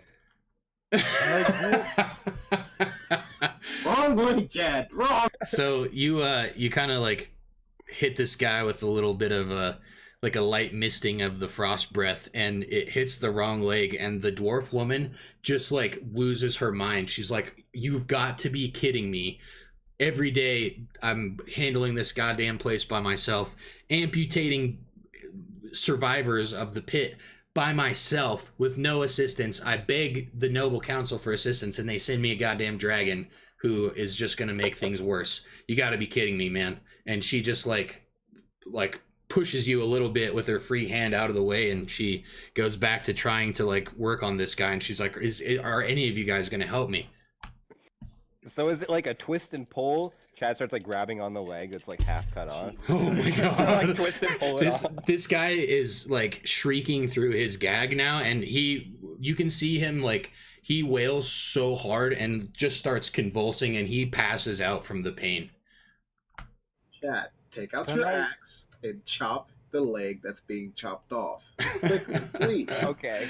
Great sword! While this is all going down, as you guys are kind of like deciding how to help this guy, Jinx and Goldu, what are you guys doing? I sneak. Just sitting there annoyed that nobody asked him to just heal the leg up, but I mean, okay. We don't want them to know we can do things like that. I sneak and I look in these pockets. You look in the patient's pocket. This guy's the worst. This guy's screaming. Okay, so you roll a stealth check. Yes. Well, I like this. You guys are doing great. 12. Okay, so you kind of as obviously this dwarf woman is preoccupied and the man is now passed out, you kind of make your way into the tent and quietly sneak up, and you're standing behind Chad, who's standing across the stretcher from the dwarf woman on the other side of this guy. And you sneak up behind Chad, and you're kind of obscured, and you reach under this sheet that the man is covered by, and you reach into his pocket, and there is a little like flint and tinder set in there to start a fire, and there are like a handful of these linen, like kind of homemade bandages, and there's a small knife, like a pocket knife sized knife, that you have now acquired. I have the knife. You have all of those things that I just listed, yeah. Do I have to put it in my inventory? If you want to keep track of them, yeah. What was it? All my bandages? There's some like homemade bandages, another little flint and tinder set, and a pocket knife, yeah. And as you kind of reach in there and you're fumbling around and you grab this stuff, and you right as you pull it out, the dwarf woman's like, whoa, hey there, little guy, welcome to hell yourself. Are you here to help me at all, or are you just here to try and creep on my patients? Hey, Oh my god, this is some stupid people surrounding me. Go down the way. We'll push Chad out of the way, and we'll bring the dwarf woman close to him. Do you not know how to perform any magic at all? Is magic just not existent within you? He's genuinely asking her face to face. She shoves you away and says, listen, son, I don't appreciate you barging into my infirmary and getting in my face. Welcome, but you need to calm down. And then she says, You are an absolute heretic, and if you don't know how to save people with magic, you're absolutely useless. And then Jinx will go over there and use his level 1 spell, Cure Wounds, on the leg. So she, as you do this, she is like, obviously, if I knew any magic, that would be pretty helpful, wouldn't it? And you cure wounds on this guy. Can you read the description of the spell for us? Yeah, Cure Wounds. Let me move on.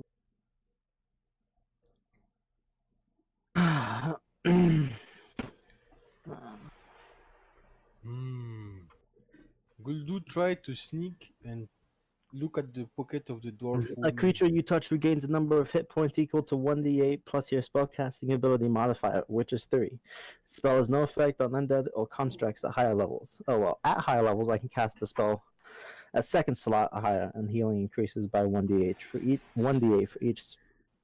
Okay, and you're just casting this as level 1, right? Yeah. Okay, so just 1d8 plus 3. All right, make a roll. And Gold, you make a stealth check. Meanwhile, I'm looking around for Cracklash. I don't seem to see him. Okay. 9. Okay, so Jinx, yours is 1d8 plus 3, you said? Yeah, they have 4 points in total. Okay, so you It's not much, but it should be able to heal it. How do you like actually physically act when you're casting a spell? What's your spell casting look like? Oh, I will put a hand on the wound. I will hold my rosary up in my hand, and I will close my eyes and perform the spell. Okay. So you do this, and the dwarf woman steps back, and she calms down a little bit, and she's like, okay, maybe this guy's actually gonna help me out here.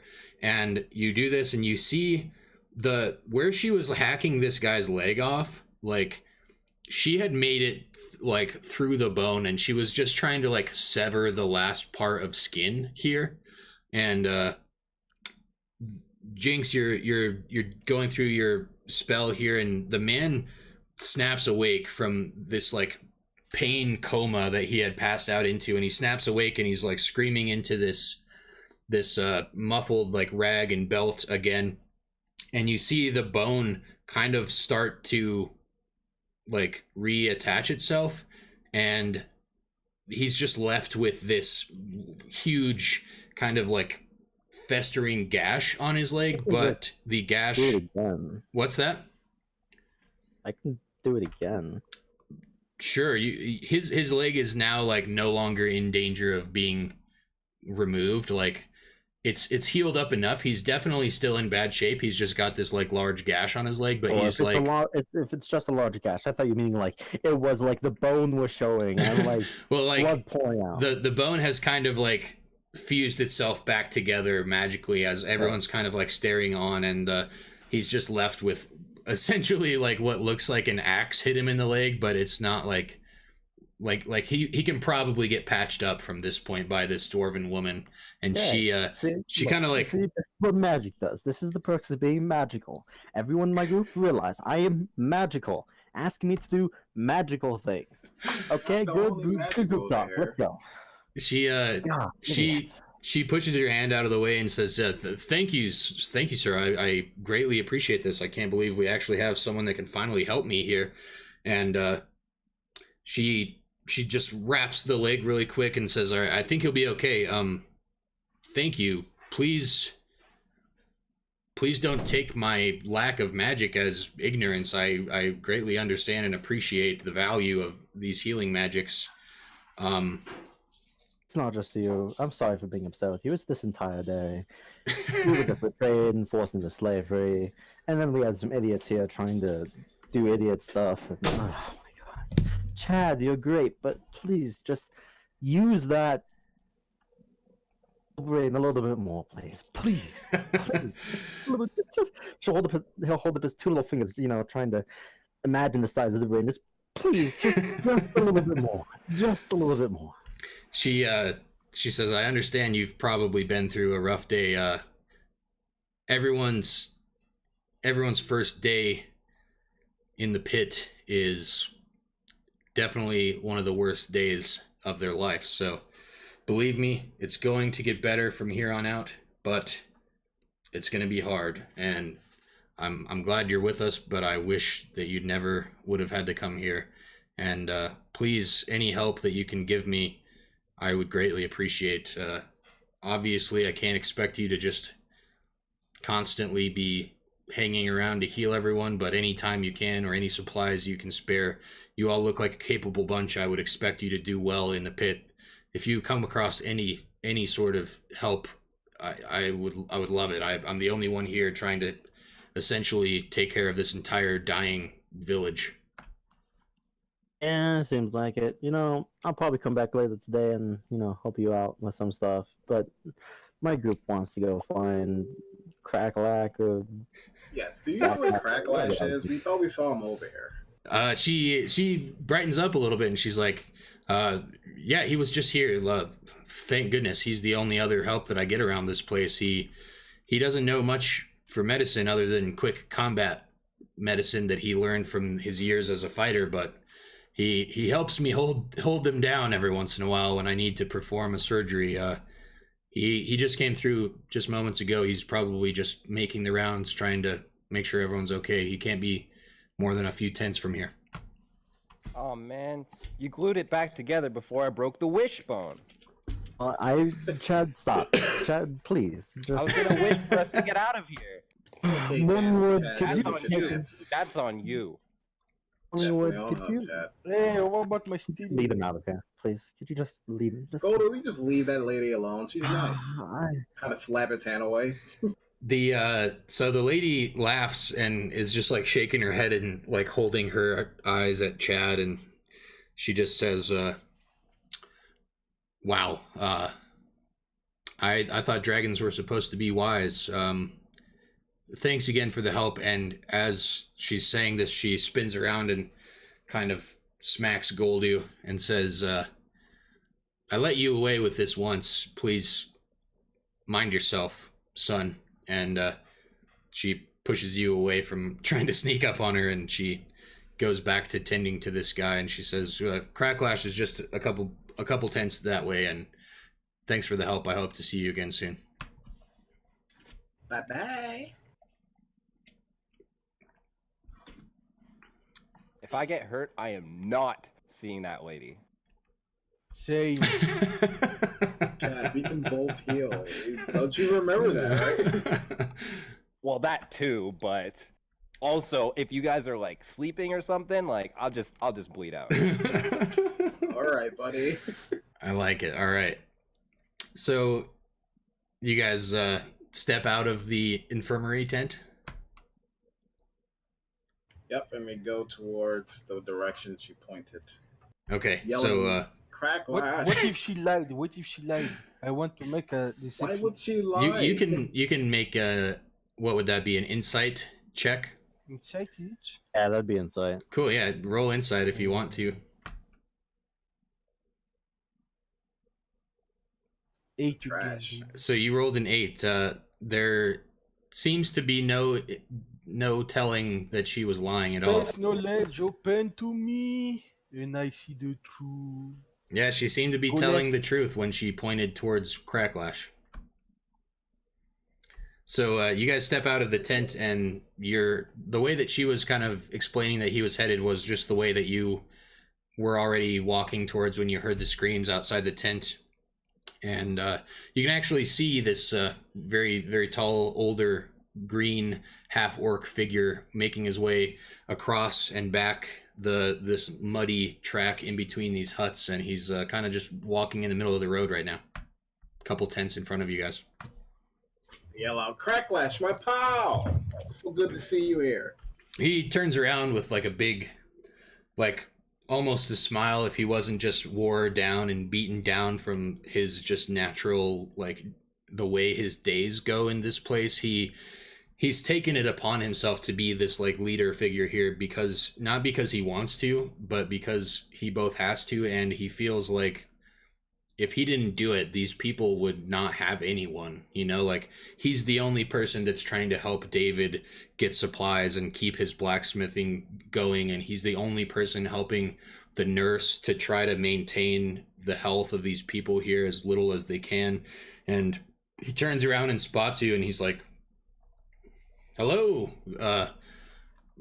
fresh meat. You're actually making your way around. I'm happy to see you. Fresh meat again. I swear to God. Call me fresh meat again. We'll see how quickly that goes all over. It's okay, I will it's okay, burn your ass to a it's crisp. okay, it's okay. He kind of just, his eyes go really wide, and he looks at the other three of you, and he's like, okay then, well, I'm glad to see you're making your way around. I hope you've trying to make the best of the situation here. I know it's a bit rough. I've been busy trying to kind of help everyone today. What can I do for you? Are you're still just planning to meet me in the morning at my tent before the fight? What can I do for you before that? No. We're just gonna hash this out now, Cracklash. he just kind of lets you talk at him. He's listening. So, based on what we've seen so far, you need us, Cracklash. This place is a mess, and I don't think anyone here can actually stand a fight against us. Maybe outside, but in here, it ain't. We're not. It's pointless. It's absolutely pointless. He is like totally nodding in agreement with you. Like you kind of are saying this, what I would interpret as like kind of like a little bit of conflict in your tone, like you're trying to tell him like what's up, and he's just like nodding along. He's like, absolutely, yeah, yep, for yes, 100%, I agree, yep.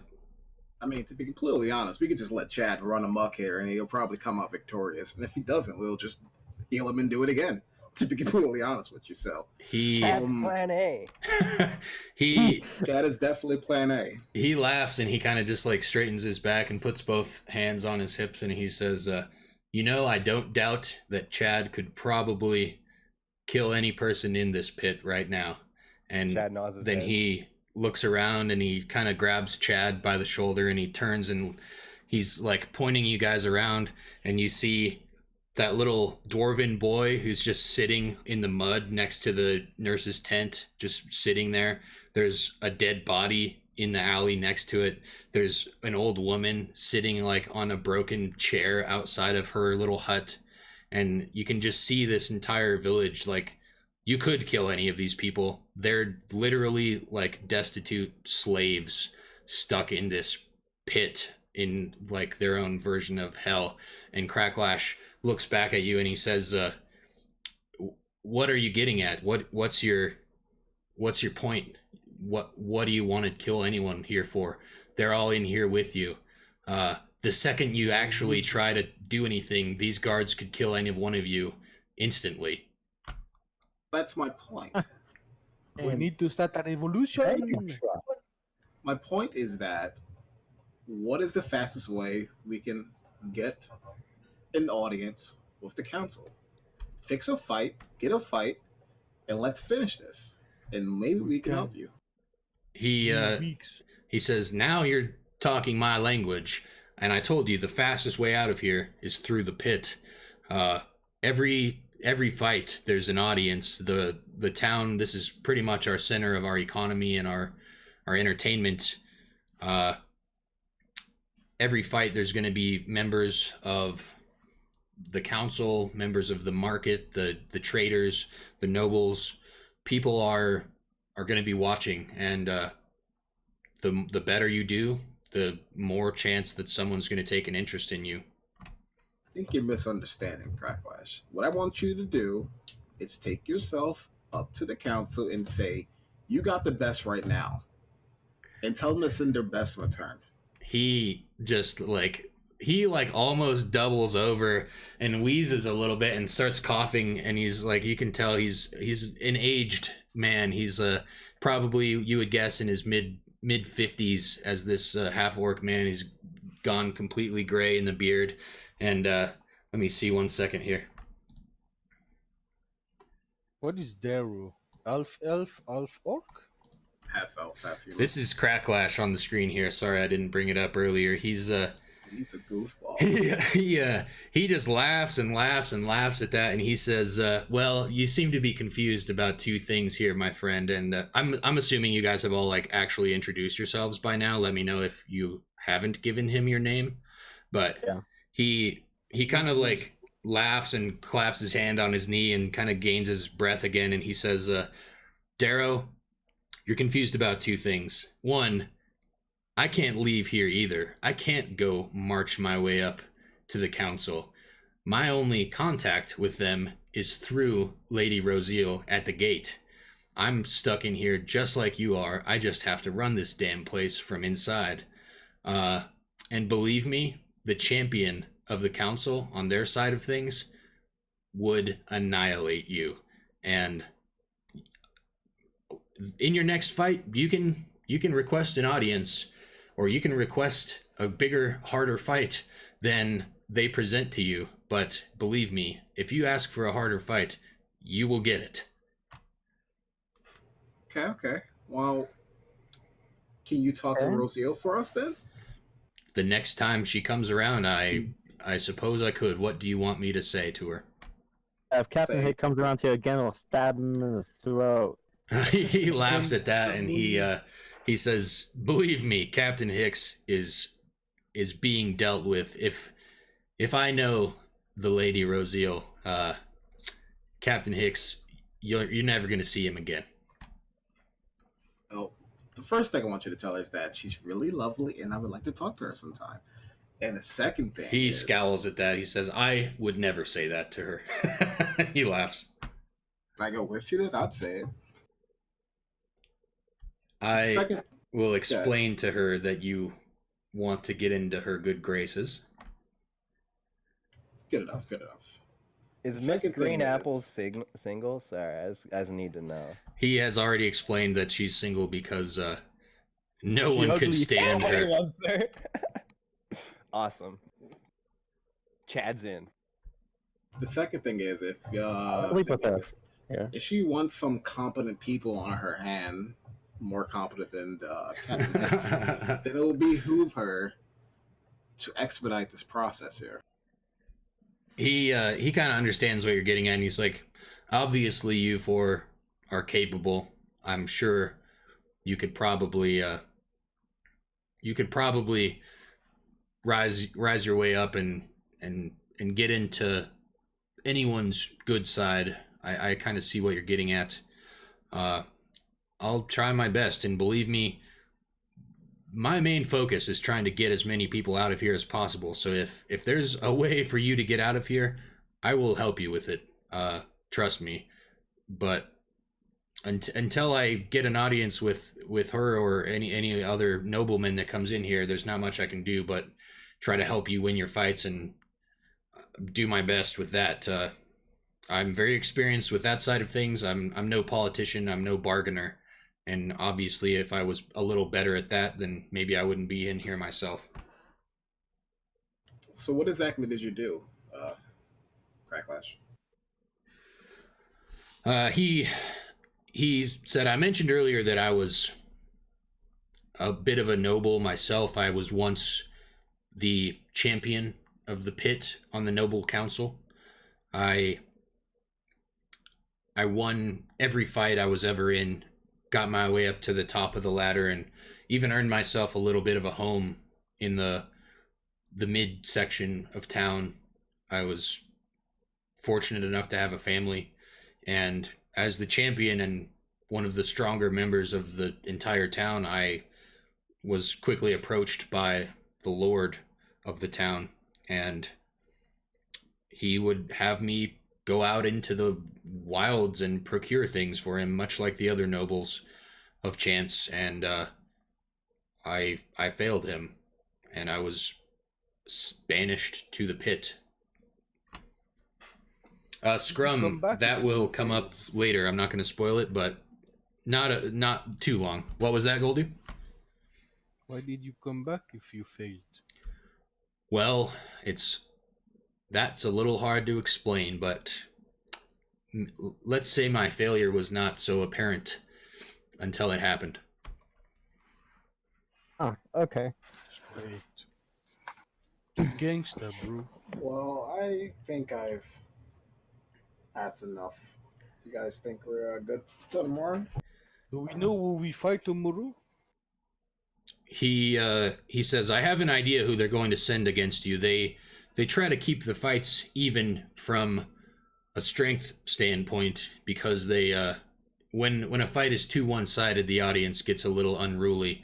Other than a champion just slaughtering someone, they don't really like to see a one-sided fight. They like to see a little bit of a brawl, if you know what I mean. They want to see a real even match and a good lengthy fight drawn out. So they're gonna send. They haven't even seen us. Besides Lady Rosea, even she doesn't realize how good we are. The Cracklash says, believe me, she knows much more than she lets on, and she knows that you're the newest members here, and you're going to be fighting someone on her team. She is the mentor to the other side of the pit that you'll be fighting against. So they're going to have someone that's either an even match for you, or she's going to cause hell and send you up against someone that she thinks is even better. They like to beat us down as much as they can, because when one of our side wins, we gain a little bit more favor with the common folk of the land, and sometimes that helps us. So you're saying she was checking me out, huh? Almost certainly she was, and you're not going to like that. Yeah, I like Well, people like that. like, Yeah, I mean, maybe we can double team it, right? Oh my god. I have to go first, Chad. You're too big. It wasn't Shadi. It was a demon. Cracklash hears you guys saying all this, and he says, remember guys, this has to go on YouTube. What Sorry, sorry. he's just, I'm just kidding. Facebook He Live? yeah, Facebook Live. He turns and says, now, Jinx, if you remember earlier, I apologize again for my harshness, but you never told me if you met another one of your kind on your journeys. I've met so many of my kind on my journeys. You're gonna have to be a bit more specific with my kind. He kind of shakes his head. He's, of course. I mean, since you got to this world, have you met another? May have. He says, there was once a woman of your kind who Oh, I know a song. I saw a song. Woman, huh? who fought here, and I helped her to escape. I have a name. Names are great. Just give me a name. Help us escape. He says, I never learned her real name. She only introduced herself as Rabble. Oh, yeah, she's with Vex. What? Never heard of her. She's with who? Somebody. She's safe. She's good. Leave it be. Wait.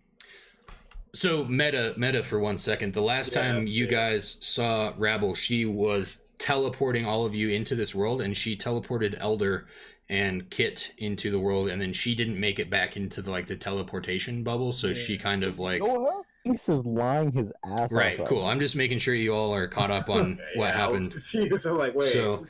So he hears you say that you have met her, and he says, you know where she is? She's still in on Hef? Not technically, but she's with Vex. Okay, just know she's with Vex. Everything's fine. He says who's Vex. Vex? Do you know a Vex? Don't worry about it. Don't worry about it. Just He know he's it's just like confused, but he's like very energized by the fact that you guys know who he's talking about. And he Don't says, you have to roll like a check to lie or something? this is like he doesn't know where she is. Like he's asking if you've met her. So Oh. if he knew where she was and then he like knew you guys were like making something up, then you would have to like try to roll to trick him, you know. But this is like he's genuinely has no idea and he's just trying to figure out stuff right now. So kind of meta, but he says she's the last person to have actually escaped from the pit, and she was one of the best fighters we ever had, and she became possessed. I mean, she's meh. She became possessed and said that she had to escape to find a group of people to come and save us. What do you And think we are? People He- with the heretic thoughts. he pulls out this little satchel from his person and he pulls out a letter. And just 1 second here, let me pull back up the notes and see if I actually wrote this thing. 1 second, please. And after we get through this, if you would like, we can take a short break. Yeah, that'd be nice. That'd be great. Weeks, all my heavy. We need to make some nachos. All right, so he hands you guys this letter and he says she wanted me to give this to whoever she brought here. I don't really understand what she was getting at. I thought she was kind of just going crazy. She seemed like she had been possessed the last couple of weeks she was here, and then she gave me this letter the day before she escaped and said to give it to whoever comes looking to help. And I'm guessing that that's you. I haven't met anyone else that's ever even ran into her. And he passes you all the letter to read. And you open it up and it says, I'm sorry that you all have to be reading this in this way, and you're now in the place that was the worst hell of my life, the place where I was transformed into what I am now. And the letter explains what is actually happening and what you guys are dealing with now. And I'm not going to just read like word by word what this letter actually says. I'm just going to explain expositionally now what you guys now know as characters. So this letter from Rabble says that the world that you're in is Faerun, the place where you were all from, where you all grew up, the place where you were all born, well, or at least lived before this happened, where Waterdeep was, the desert of Karim, and the Sword Coast, Baldur's Gate, all these wonderful, famous citadels. This world was destroyed by a mad lich who was trying to take over and raise an army to take over all of Faerun and all of the Forgotten Realms.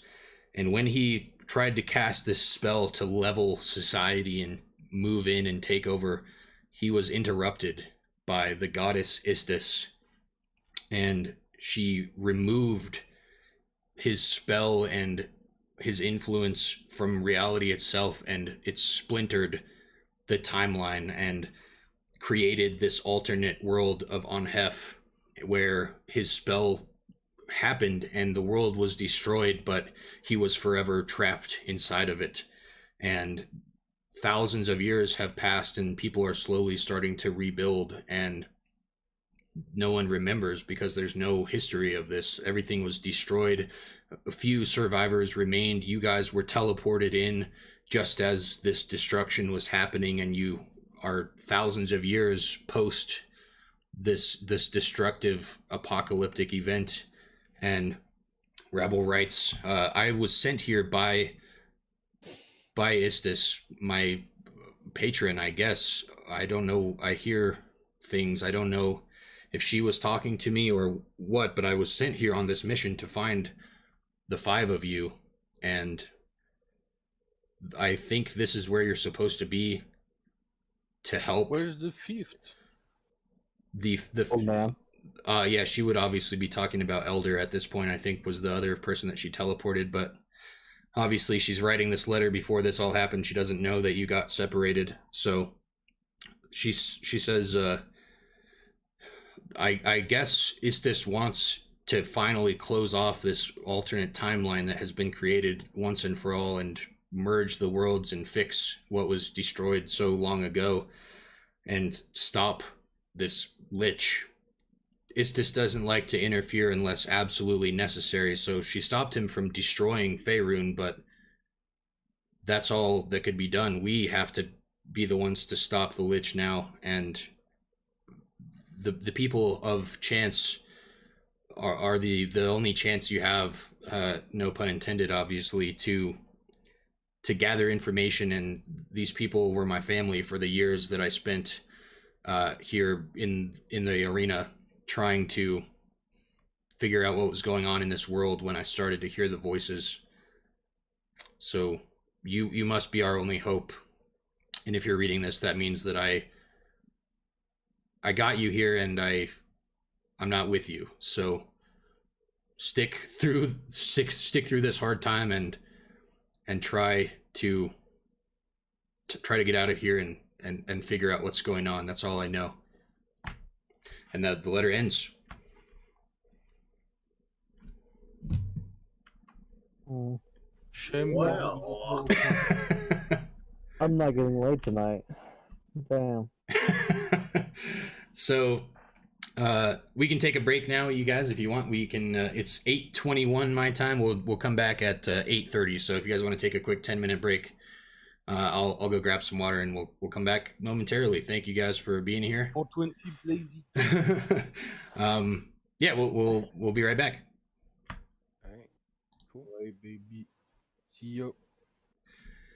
Thank you all for being here. If you're sticking around in the stream, Scrum, thank you so much for the follow. I hope you're still sticking around, and I hope you've been enjoying this. I apologize; it's hard for me to keep up with the chat and everything while we're playing. This has been a very, very exposition heavy episode, and I understand that. I apologize. There's been so much talking. There's been a lot of story stuff that we've had to catch up on to get to this point, but now everyone knows what's going on. We're in the home base, and it's a little bit more free form now, so hopefully I'll be able to catch up with you guys and talk in the chat a little bit more from now on. So thank you all for being here. I hope you've been enjoying it. I'm gonna take a short break, go and get some water, and we'll be back in 5-10 minutes. Thank you all for being here.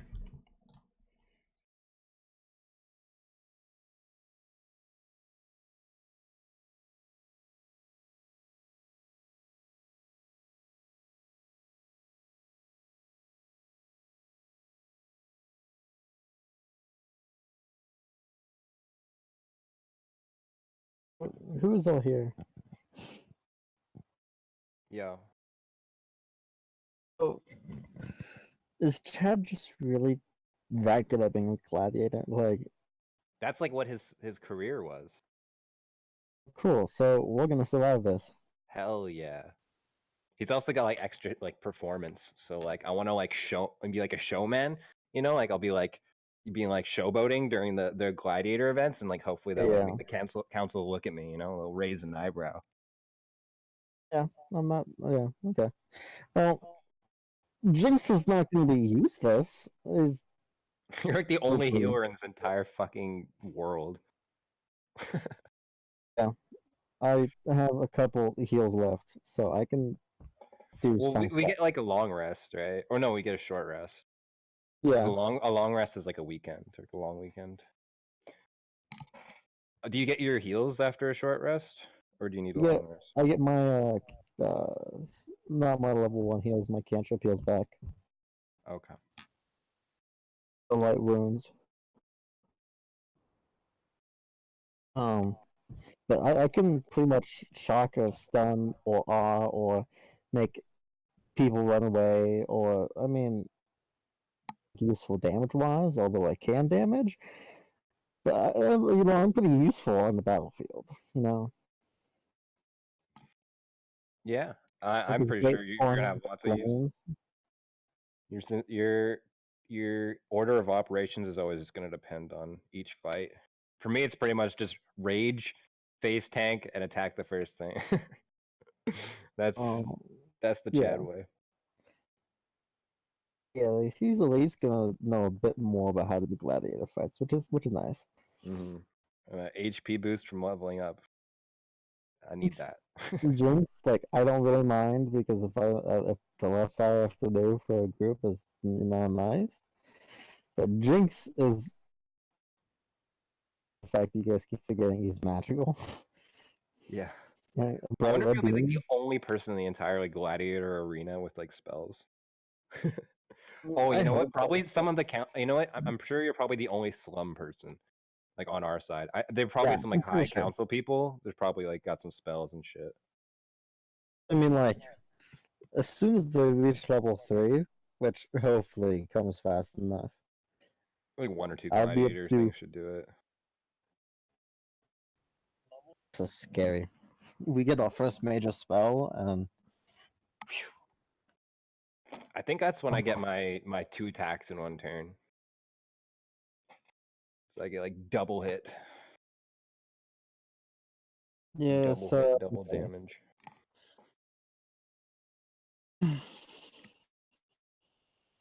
So usually I get to pick my first one for level 3, and I mean I could do like nice stuff like create buffet, energy, remove curse, you know, the easy stuff. Or I could do stuff like bestow curse, banishment, death ward, you know, stone shape. You know, I don't know what kind of cleric I want to be. So many to choose from. Yeah,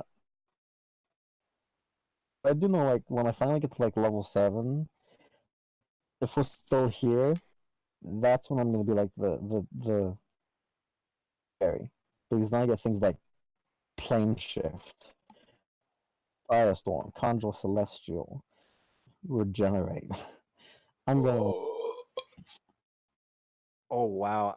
If I actually, so at level 3, I can get a second attack for frenzy. But if I get to level 5, I'll actually have an extra attack, so I can have 3 attacks in 1 turn at level 5. That's kind of nuts. I have like a cunning thing I can attack and stealth, no?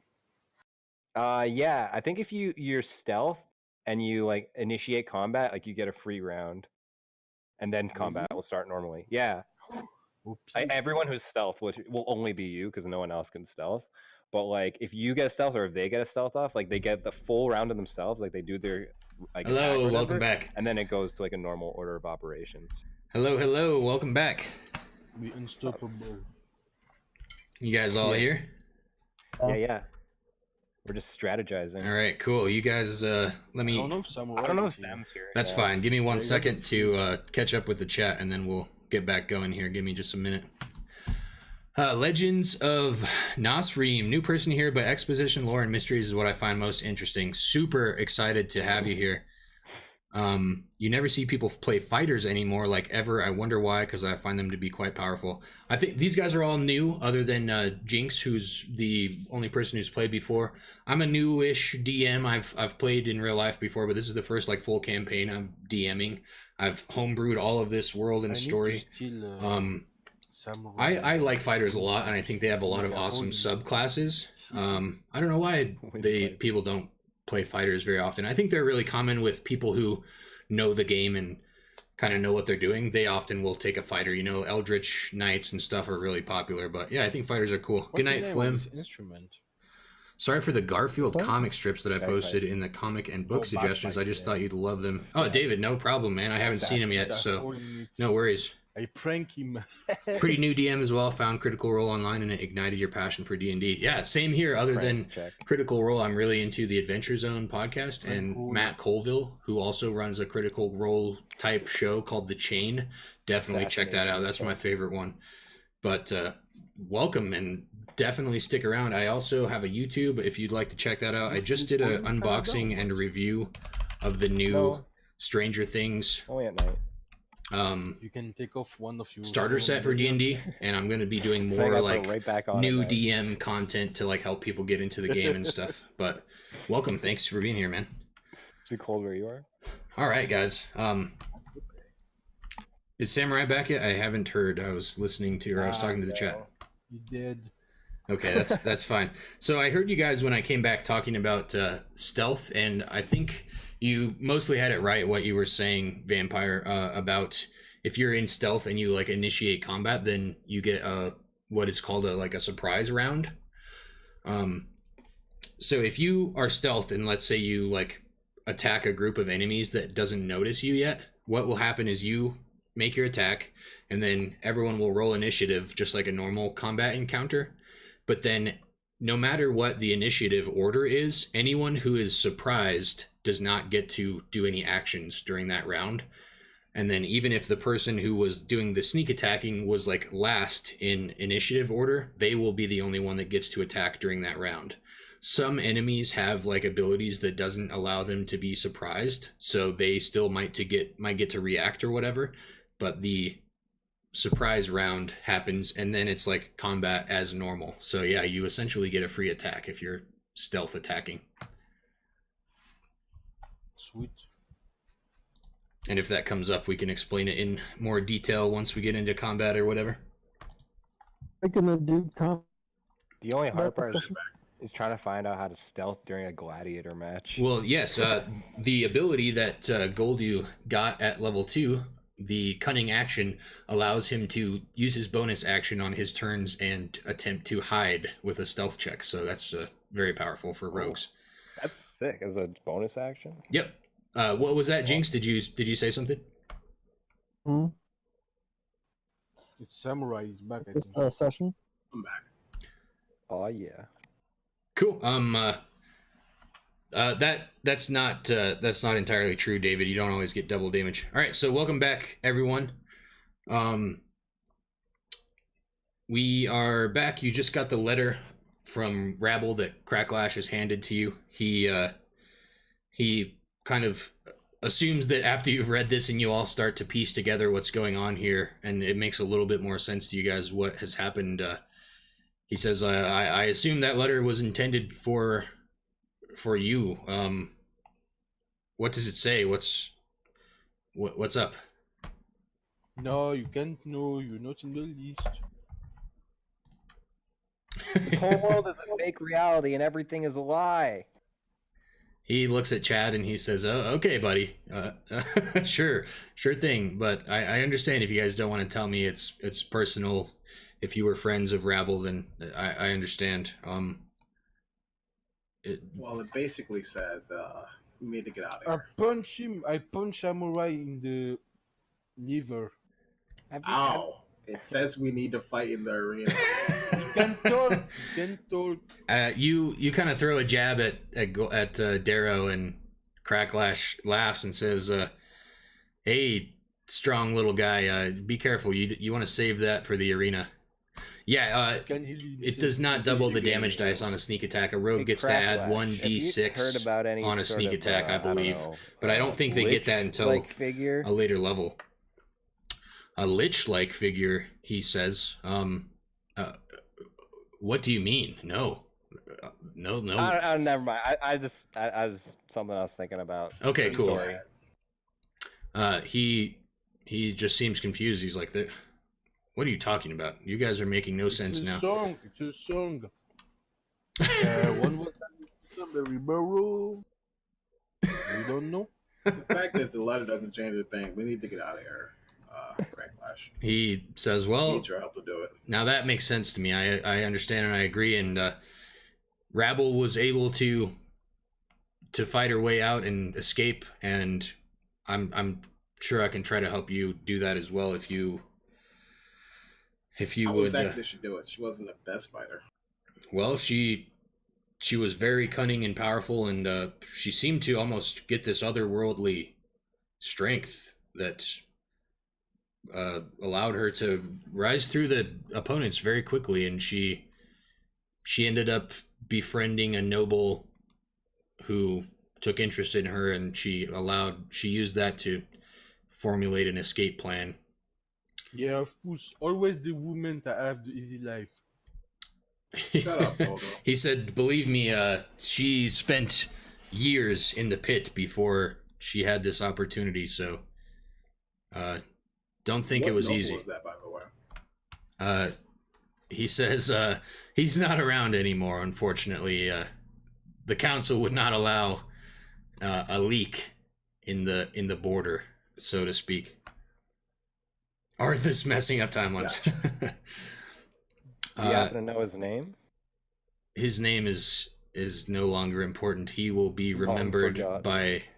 by no one in the end. Got it. We call him Tom. He actually says, "Wow, his name was Tom. That's amazing." Incredible. Kneel toward me. Cracklash says, "Well, it's getting late, and I need to do some final rounds and help out before it's time to go to bed.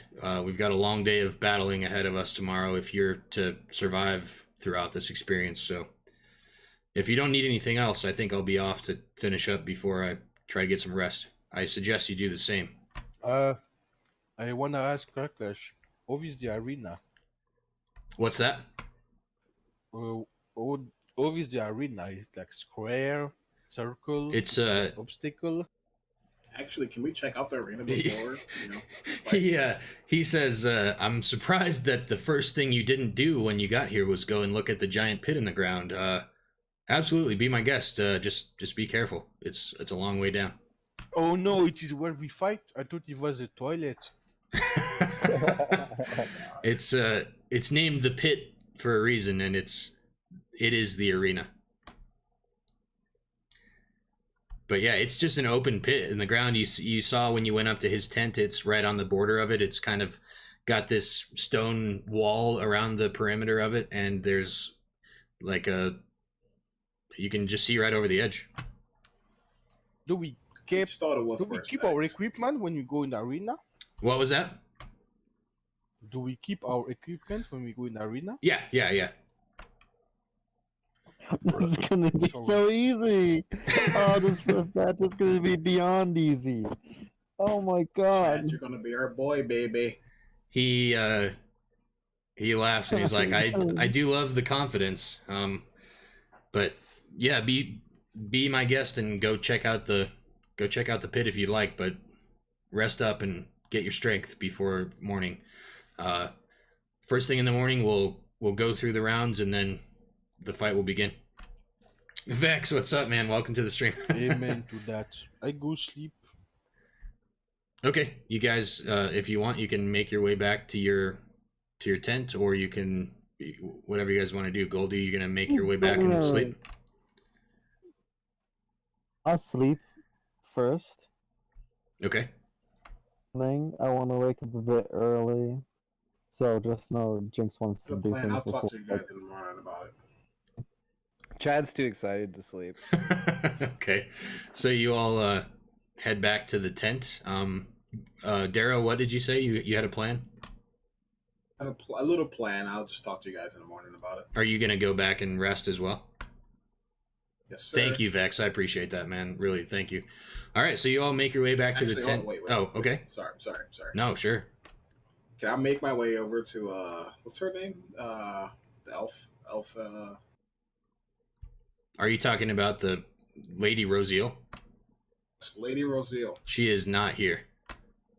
If I yell for her, will she be able to hear me? No. I'm gonna play her some sweet tunes. Okay. Well, here's how this is gonna go down. I like this. 1 second here.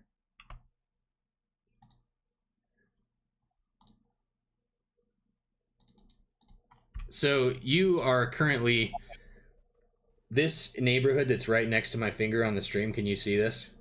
Can you put the mouse?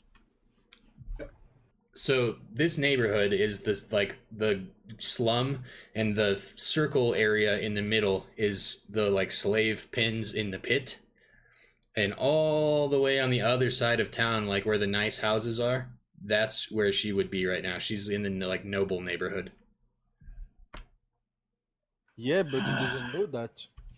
Sure, but I guess you might not know that. Like, it's kind of assumed. But so you're all headed back to the tent, and Darrow, you go and stand at the gate that's closed. It's like this, like a portcullis, like castle gate that has closed around the fenced-in area of the pit. And you go over and you've got your bagpipes out, and you're trying to play a tune and catch you a noble lady. So roll a performance check for me.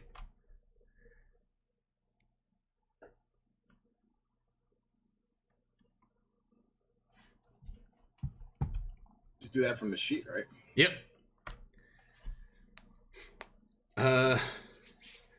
Also, Donald, you can do that, but it's not going to add any poison damage. It might be disgusting. So you rolled a... Man, I don't know why your rolls show up like that, and like... I wrote it straight from the sheet. I don't know if that's anything to do with it. I'm just confused, like what each side means, you know what I mean? Yeah, that's weird because it's not even the same as when I rolled it. Yeah, like... It should just be a d20 plus what is your skill and performance? Hang on. Yeah, I think you have to roll like what the basic roll instead of the cheat. Yeah, I was trying to be lazy. Yeah. I think it just makes more sense with the D20 plus whatever. So just roll a d20 plus your... I'm assuming you're proficient in performance, right?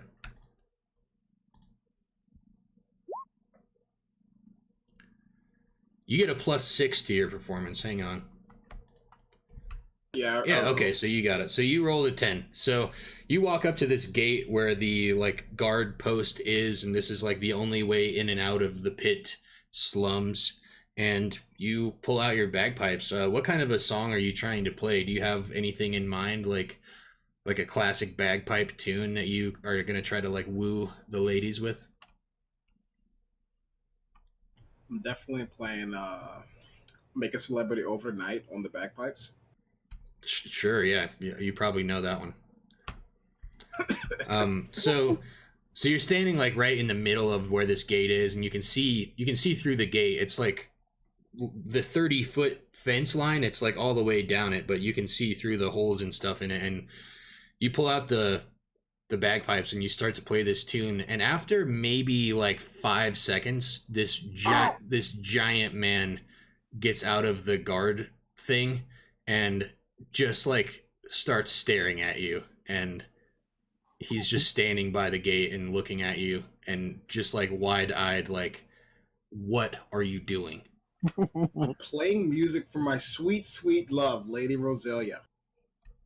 He says, first of all, Lady Rosiel is Rosiel. probably about a mile to your east, and you know what? Actually, I wouldn't be surprised if she could hear that damn shrieking bag. And Excuse me? he holds up this rod, and it makes you fly back about 20 feet.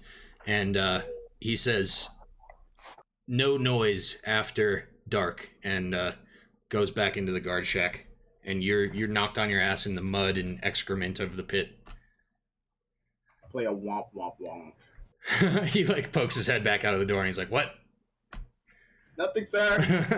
he like sits back down at his little desk in the guard's post. I guess I brush myself off. Sweep. So you pick up your bagpipe, and like you got a little mud on there, and you kind of wipe it off, and you sling it back over your shoulder. I imagine it has like some type of sling on it to carry it, and you head back towards the tent to go to bed. Y'all got to get your hands on one of those rods, yeah. Sounds good to me. So is everyone like sleeping in the tent? I know, Chad, you said that you were too excited to sleep. Are you just hanging out? Yeah, he's just like thinking about all his glory days back when he was a gladiator in his hometown. So he's just like he hasn't done it for years. Okay. He's been more of an athlete. So you're, he's like, just super wow, I can be a excited? gladiator again. Nice. So you found this like really janky little stool, and you're just like sitting outside the front of the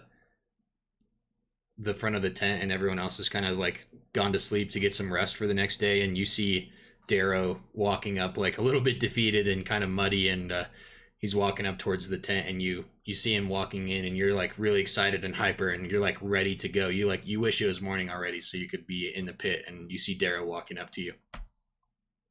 What's up, Mohawk Chad? Are you ready to go? I just want to go to bed now, Chad. My heart's been crushed. Go send our enemies to bed. No, Chad. To bed with me. And you should probably get some sleep too, big boy. You want me got to a go good bed day in with front of you? you. Well, no, not really. But Okay. if you would like to join me, What's wrong with Chad? nothing's wrong with Chad. I don't want to mess up Chad's performance tomorrow. You know how that goes. Good. Chad doesn't want to sleep anyways, especially not with you. All right. Okay, Chad. Darrow's like even more defeated now, just like, damn, dude, you're just like rubbing it in. I load from my bed and I throw a rock at Darrow. From inside the tent, as you're like paying attention to Chad just like kind of like broing out over here, this like little pebble like flies and hits Darrow in the side of the head. I just sighed deeply. All right, and I'll see you tomorrow, Chad. and you stumble your way into the tent, and everyone else has kind of placed their bedrolls, and there's kind of just like dirt. There's a little bit of a opening in the center and like a hole in the top of the tent, even though there's holes all over the tent where like you could make a fire if you guys wanted to, and there's I could enough. just flat out fix I this. stuff. recreate my tent with the camel skin. Terrible. I need to fix this. Okay. area. Are you trying to like patch up the tent with that, or are you trying to make your own No, little I'll spot? make my own. Okay. It's So a jerk. you set up a I little killed the- halfling mini tent inside the tent, and you're like, you have your own room now essentially. Straight. And there's enough room for everyone else to have like a little bit of a bedroll, and like maybe eventually there would be like enough room for like a nightstand type of a thing, but for now it's just like a dirty dirt floor, and everyone just has their bedroll. Yeah, I'm fixing this tomorrow. Cool. So everyone's going to bed, and Chad, you're just kind of broing out outside. I imagine you're just like so pumped up, you're like already like doing some push-ups and stuff, just anticipating the fight tomorrow. Yeah, he's pacing around the tent. You just can't get off his feet. Can't sit down. Nice. So while everyone else is sleeping, are you gonna do anything, or are you just gonna kind of just like get in the zone? No, he's just definitely getting in his zone. Okay, cool. So I think Jinx, you said you wanted to wake up a little early. Nothing eventful happens throughout the night. You can hear a lot of people just wailing in the background. Like there's a lot of people in pain and hungry and not in great shape in this place, and it's hard to get a night's rest in this area when there is no restful peace. You know, it's just like a dismal existence here for a lot of people. So it's hard to get a lot of rest, and Jinx kind of wakes up after a fitful night's sleep, and you wake up maybe a couple hours before everyone else. Oh, irritating. Jinx is going to be always irritated in this place. Sure. We're always having a headache too. Anyways, is there a tent sitting next to the one we're sitting in? Is there a tent next to it? Is there tents? Do we have neighbors? Yeah, it's pretty much like a little tent city. Let me move back to that map. So it's kind of looks like this. You guys would just be like in one of the tents on the edge. Like you could easily find one nearby that was probably unoccupied or occupied by someone that would not bother you.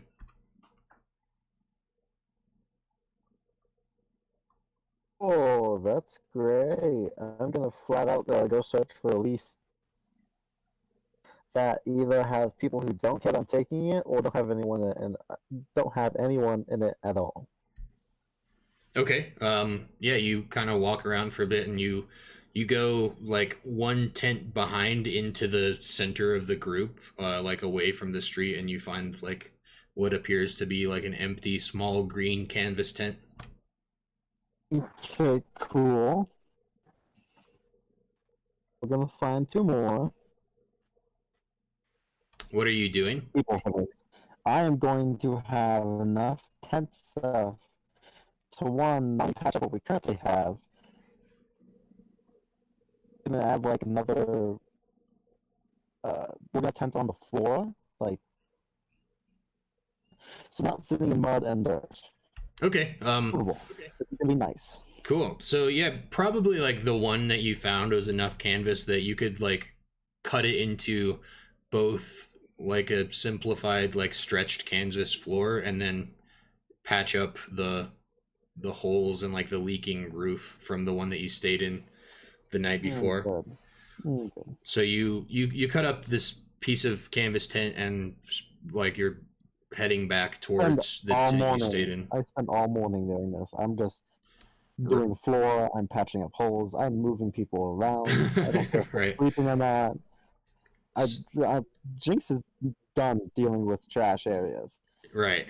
Okay. I have to live in one, but Jinx will not live in one. So cool. I totally I get it.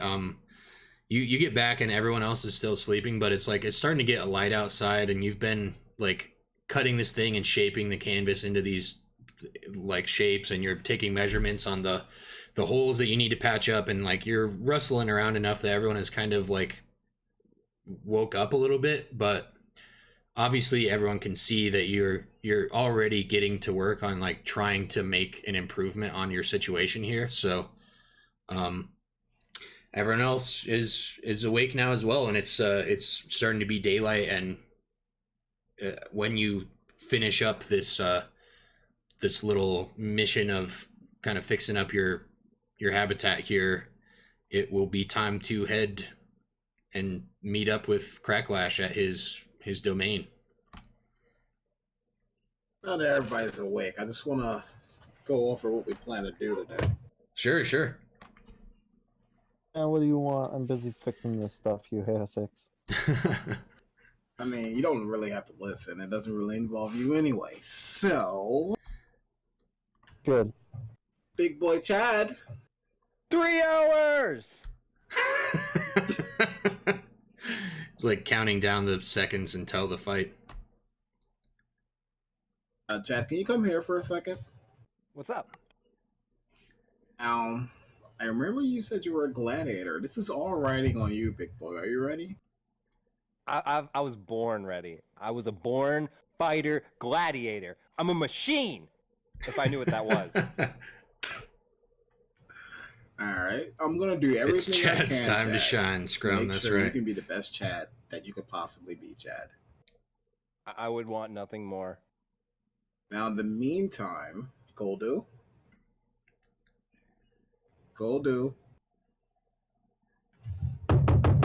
Whoa, wake up. How stealthy can you be, Goldu? It's gonna be an arena where everyone can see you. Can Pablo you actually... Americano, sorry. What? Pasa para Palomés en seno. Goldu, common. Okay, sorry, my friend. I was seeing a dream. What you ask of me? How stealthy can you be, Goldu? I punch him in the liver again. I wish you would stop punching me like the little baby you So are. he- It's like tickles. He like as soon as you say how stealthy can you be, it feels like you just instantly have pain in your liver. Like you didn't even see that punch coming at all, and you're like, oh shit. Start bleeding a little bit. So it's like instantly answered your question for you. All right, Goldu. I understand. I want to steal his backbite. Can I roll for it? Trying to steal my backpack? Does he have on him or is still on the bed? No, he has it on him. You can roll for it if you want. I roll. Is it Just want sleight you to of know hand? that all bagpipes are attached magically to their wielder, and it will explode the second you try to play it. No, it's wrong. Is it sleight of hand? Yeah, you can try a sleight of hand. Don't I need to roll for that though against them? Uh, yeah, I'm actually gonna have Right. you. You are gonna roll a insight. No.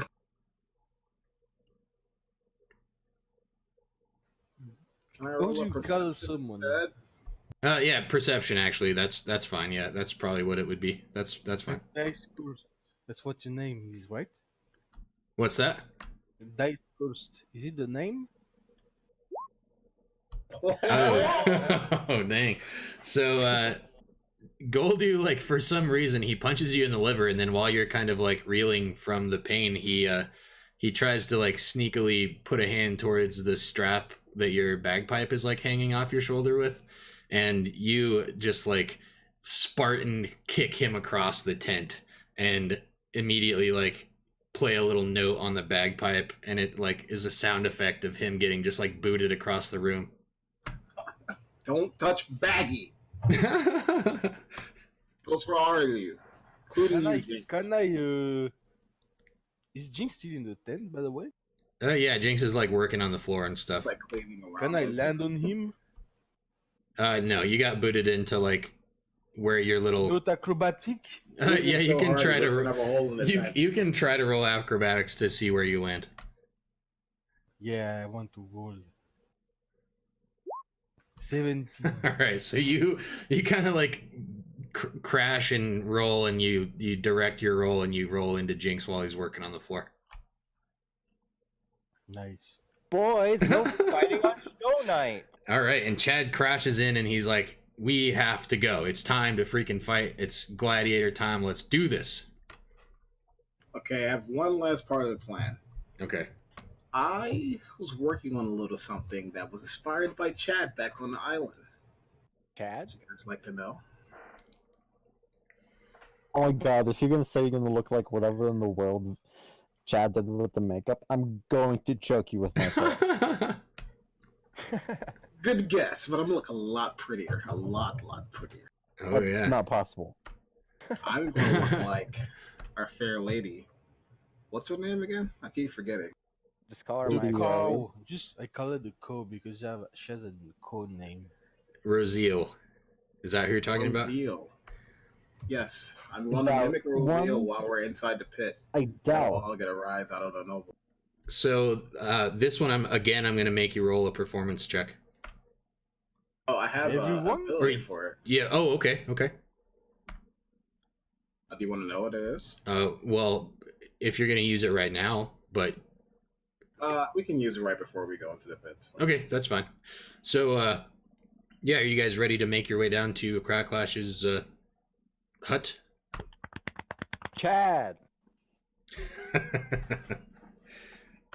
All right, I'm assuming all you guys are ready. So you're gonna make your way over to Cracklash's hut. You see the sun is starting to peek over the walls of the pit, and you make your way through this like sloshy mud that kind of half dried over the night and is starting to melt now and turn back into this like muddy mess. And you're wading through it, and you get to the hut that you were first brought to the day before, and where you met Cracklash.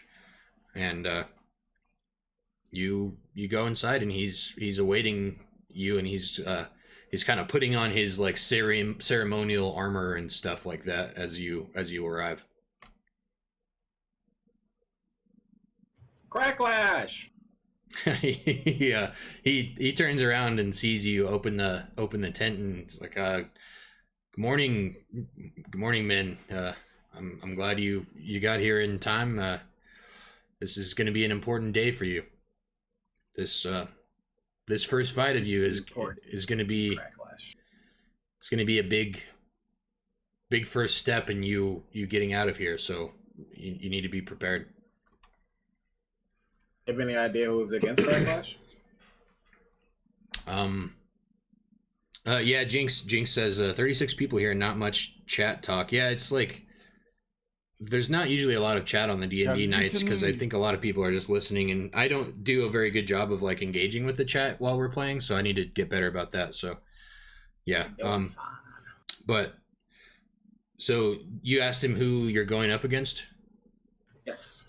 He says, I've done a little bit of scouting on the enemy combatant today, and been talking to some of the audience members in preparation this morning. People have started to file into the arena and get ready to watch the day of combat, and I have a feeling that you're going to be going up against a fairly strong but wild member of the Nobles team, so it's not going to be an easy fight, but it is one that you hopefully can come out ahead on and get a little bit of notoriety as the newcomers here. All right. That sounds good to us. Very. So he explains that if you show up early before your fight starts, he can give you guys a little bit of training, and occasionally, if he has any intel on the enemy team, he'll be able to share that with you if things have been going well for you or if he has learned anything. You can also spend your time before fights and in between fights, like visiting with the other members of the pit, obviously with David the blacksmith and stuff like that. You can spend your time there, and in between each fight, the better you do, I guess, the more notoriety you'll get, and the more supplies and things like that will be unlocked as you go along. So right now he doesn't know much. He thinks that he has an idea about who you're going to be going up against, but really it's up in the air and anything could happen. He says Lady Rosiel has been known to throw a curveball every once in a while and surprise his team with different possible fights. So anything could happen, he says. And he unbuttons the back flap of his tent, and you see this stone staircase that leads into the pit. And he says, I think they're ready for us down there. Okay. Straight. I Chat cut eagerly. my palm and I smeared the blood in my face. He laughs and he like pounds his chest at your kind of move there, and he's like, you're gonna need as much of that confidence as you can get, boys.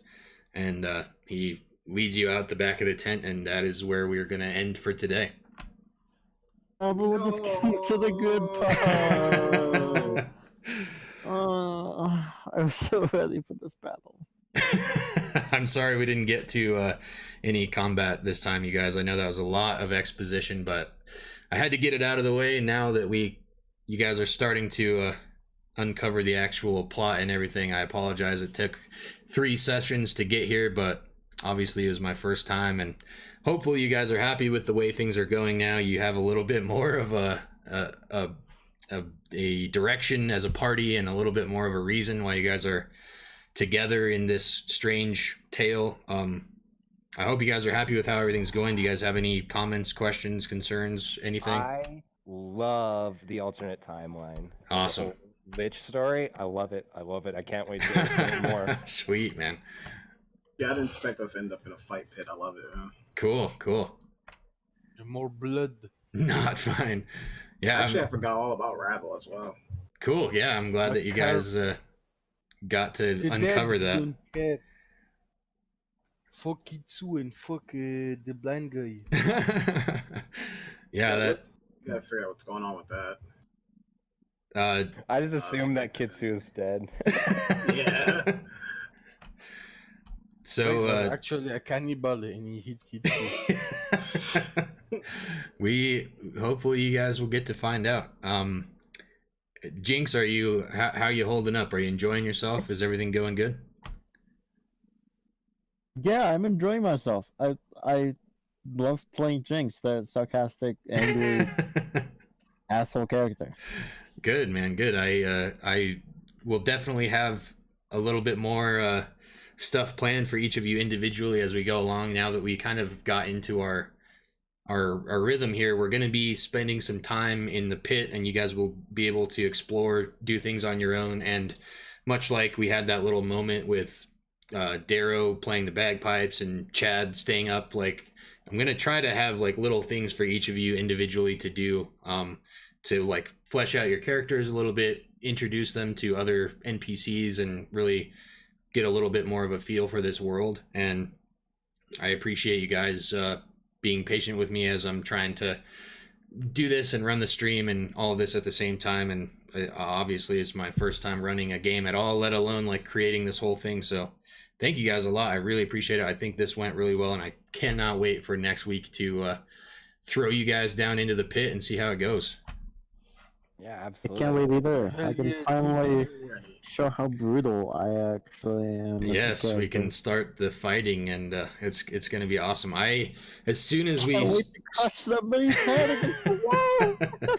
It's You- gonna be so much fun. this will be the best place for that. Free reign, murder, hobo, all you want. So yeah, we'll be back same time next week. Thank you everyone for tuning in. We're gonna sign out of the Discord here, and then I'll say some final words in the stream, and then that'll be it for today. So thank you guys so much again, and we'll be back next week at the same time. All right. Bye thanks. bye. Straight. Bye.